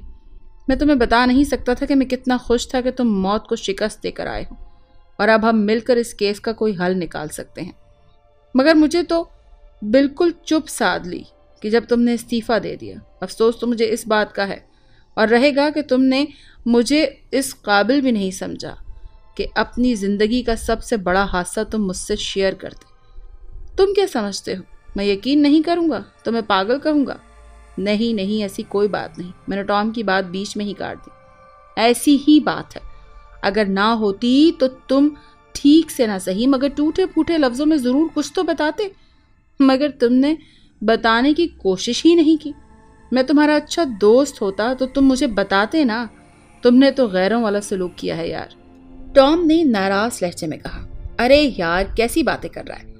मैंने उसे समझाने के अंदाज में कहा। तो फिर और कैसी बातें करूं? ठीक है तो कह रहा हूं, वो हनूस नाराजगी में बोला। मैं तुम्हें इसलिए नहीं बताना चाह रहा था कि वो तुम्हें किसी किस्म का नुकसान ना पहुंचाए।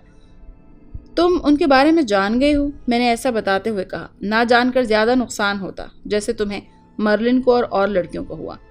टॉम खफकी से बोला। अच्छा यार, सॉरी। मैंने उसके नाराज चेहरे को देखकर प्यार से कहा। इसकी कोई ज़रूरत नहीं। वो खड़ूस लहजे में बोला तो मैं मुस्कुरा दिया। तो फिर किसकी ज़रूरत है? मैंने मुस्कुराते हुए कहा। मेरे ऐसा पूछने पर टॉम ने इस तरह मेरी जानिब देखा जैसे उसे इस वक्त मेरा मजाक करना अच्छा लग रहा हो। अच्छा यार, छोड़ इन सब बातों को। ये बताओ, तेरे अलावा मेरे ये निशान किस किस ने देखे हैं? मैंने संजीदगी से कहा। मेरे और ऑफिसर डोनट के अलावा इस बारे में कोई नहीं जानता। मैंने डॉक्टर्स को किसी को भी कुछ बताने से मना कर दिया था। टॉम ने संजीदगी से कहा। ये तो तुमने बहुत ही अच्छा किया। मैंने प्यार से उसका गाल खींचा। क्यों तंग कर रहा है यार? वो चिढ़कर बोला। तो जो लड़कियों की तरह नाराज हुआ बैठा है तू? मैंने शरारत भरे अंदाज में कहा। तो क्या ऐसे भी तुझे मना नहीं सकता? अच्छा ये बताओ, तुमने इस्तीफा क्यों दिया? टॉम ने पूछा। क्योंकि मैं नाकाम हो गया हूँ। अब मैं इस केस पर काम नहीं करना चाहता, मैंने साफ गोई से बताया। मगर तुम इस केस के चश्मदीद गवाह हो, टॉम बोला। तो इससे क्या फ़र्क पड़ता है? कौन मेरी बात पर यकीन करेगा? जब हमारा दुश्मन ही इंसान नहीं है तो फिर मैं क्या कर सकता हूँ? और उस मनहूस केस से मुझे इस्तीफ़ा देने पर मजबूर कर दिया है, वरना मैं तो मज़ीद तरक्की करना चाहता था, करियर बनाना चाहता था, मगर सब अधूरा रह गया। मैंने अफसोस लहजे में कहा। लेकिन इस्तीफ़ा भी तो इसका हल नहीं है, टॉम ने मुझे समझाया। तो फिर मैं क्या करूं? कोई हल बताओ, मैंने बेजारी से कहा। देखो, जो हुआ सो हुआ। तुमने सब कुछ अपनी आंखों से देखा और तुम चाहो तो अब भी कौम की मदद कर सकते हो, क्योंकि अभी खतरा टला नहीं है। वो ज़रूर किसी और को निशाना बनाएंगे और हम दोनों को उन्हें ऐसा करने से रोकना है। टॉम ने अपनी बात पर जोर देते हुए मुझे हौसला दिया।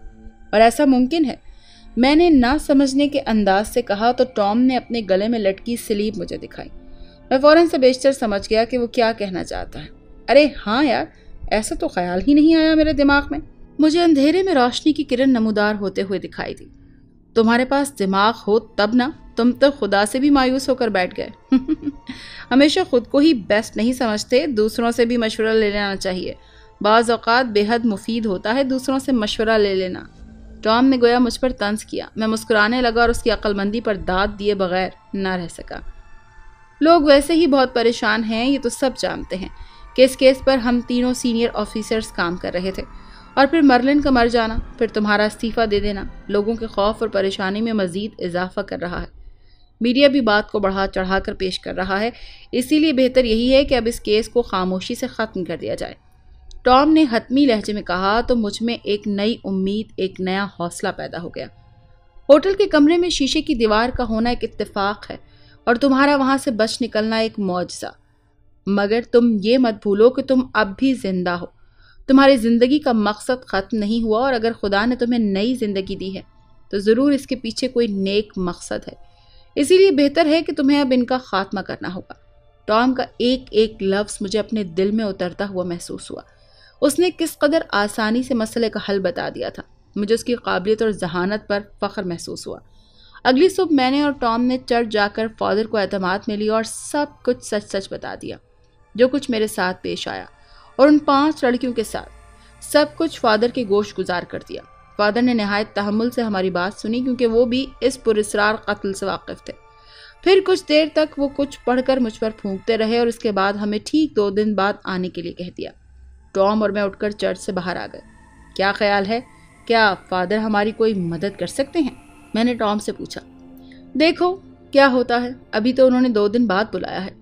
ٹھیک 2 دن بعد ٹام اور میں چرچ میں حاضر تھے۔ فادر نے ہمیں بتایا کہ سلینا اور اس کے بھائی کو سرعام کسی نے قتل کیا تھا۔ وہ قاتل مارنے تو کسی کو آیا تھا، مگر غلطی سے سلینا اور اس کا بھائی نشانہ بن گئے تھے۔ دونوں اذیت سے کراہتے رہے، مگر کوئی بھی ان کی مدد کو آگے نہیں بڑھا۔ دونوں کو گولیوں سے مارا گیا تھا۔ سب انہیں مرتا دیکھتے رہے، یہاں تک کہ ان کے جسموں سے سارا خون بہہ نکلا اور وہ دونوں بے قصور وہیں مر گئے۔ مجھے اور ٹام کو سلینا اور اس کے بھائی کی موت کا سن کر دلی دکھ ہوا، مگر جس بات سے ہمیں خوشی ہوئی وہ یہ کہ انہیں سکون نصیب ہو گیا تھا۔ سلینا اور اس کا بھائی اب اس دنیا میں موجود نہیں تھے، اور یہ سب فادر کی بدولت ہوا تھا۔ فادر نے یہ سب کیسے کیا، یہ وہی جانتے تھے۔ ہم ان کا ڈھیروں شکریہ ادا کر کے چرچ سے باہر نکل آئے۔ دل کو ایک انجانا سا اطمینان ہو گیا تھا کہ میں نے مزید جانیں ضائع ہونے سے بچا لی، اور ایسا صرف ٹام کی مدد سے ہوا۔ اگر وہ مجھے حوصلہ نہ دیتا تو شاید یہ خیال میرے ذہن میں کبھی نہ آتا۔ میں تہہ دل سے ٹام کا شکر گزار تھا، جس نے مجھے ایک نئی راہ دکھائی تھی۔ سلینا اور اس کا بھائی اپنی موت کا کافی بدلہ لے چکے تھے۔ اب ان کا یہ دنیا مکمل طور پر چھوڑ جانا ہی بنتا تھا، کیونکہ یہ دنیا روحوں کے لیے نہیں ہے بلکہ زندہ لوگوں کے لیے ہے۔ طویل عرصے تک پھر جب کوئی ایسا قتل دوبارہ نہ ہوا تو اس کیس کی فائل ہمیشہ کے لیے بند کر دی گئی، جس پر لوگوں نے شدید احتجاج کیا۔ میڈیا والوں نے پولیس والوں کو ذلیل کرنے میں کوئی کسر نہیں چھوڑی۔ پورے ملک میں خوب ہنگامہ آرائی ہوئی، مگر پھر خود ہی کچھ دنوں بعد خاموشی چھا گئی۔ سب کچھ پہلے کی طرح نارمل اور معمول پر آ گیا۔ لوگ آہستہ آہستہ ان واقعات کو بھولنے لگے۔ کچھ لوگ اس پر خوش ہو گئے تھے کہ اگر قاتل پکڑا نہ گیا تو کیا ہوا، کم از کم ایسے قتل ہونا تو بند ہو گئے تھے۔ لوگوں کا پولیس والوں پر اعتماد دوبارہ بحال ہو گیا، مگر حقیقت میرے اور ٹام کے علاوہ اور کوئی نہیں جانتا، نہ ہی ہم نے اس بارے میں کسی کو بتانا پسند کیا۔ فادر نے بھی ہمارے کہنے پر اپنی زبان کو تالا لگا دیا۔ آفیسر ڈونٹ نے مجھ جیسے قابل فرض شناس اور باصلاحیت آفیسر کا استعفیٰ منظور نہیں کیا تھا، جس وجہ سے میں نے پولیس کی نوکری دوبارہ جوائن کر لی اور باقاعدگی سے ایک بار پھر پولیس اسٹیشن آنے لگا۔ اسٹاف کے تمام آفیسرز میرے دوبارہ ڈیوٹی پر آنے سے بے حد خوش تھے۔ میں آج بھی اکیلا ہوں اور دوبارہ پھر کسی لڑکی سے عشق نہیں کیا۔ میرے دل میں آج بھی سلینا ہے، یہ جانتے ہوئے بھی کہ وہ بدروح تھی اور اب اس کا خاتمہ ہو چکا ہے، لیکن دل تو پاگل ہے۔ اس کا اصل روپ چاہے جیسا بھی تھا، مگر اس کے ساتھ گزارے ہوئے محبت کے وہ چند دن میرے لیے قیمتی سرمایہ ہیں، جن کے سہارے میں اپنی باقی زندگی گزار سکتا ہوں۔ میری کلائی پر اکثر جلن کا احساس ہوتا ہے، جہاں سلینا نے اپنے نوکیلے دانتوں سے مجھے کاٹا تھا۔ وہ 2 نشان اب بھی میری کلائی پر موجود ہیں، جو مجھے یقین دلاتے ہیں کہ سلینا ایک حقیقت تھی، میرا وہم نہیں۔ آج اس واقعے کو 40 سال گزر گئے ہیں۔ میں ترقی کر کے بڑے عہدے پر فائز ہو چکا ہوں۔ لڑکیوں کے پراسرار قتل کیس کے بعد سے ایک کے بعد ایک کیس حل کرتا ہوا یہاں تک پہنچا ہوں۔ سب کچھ بدل کر بھی بدلا نہیں ہے۔ اتنے سال گزر جانے کے باوجود آج بھی یہ واقعہ اور سلینا کا چہرہ میرے ذہن اور دل کی کتاب میں روشن ہے، جیسے ابھی کل ہی کی بات ہو۔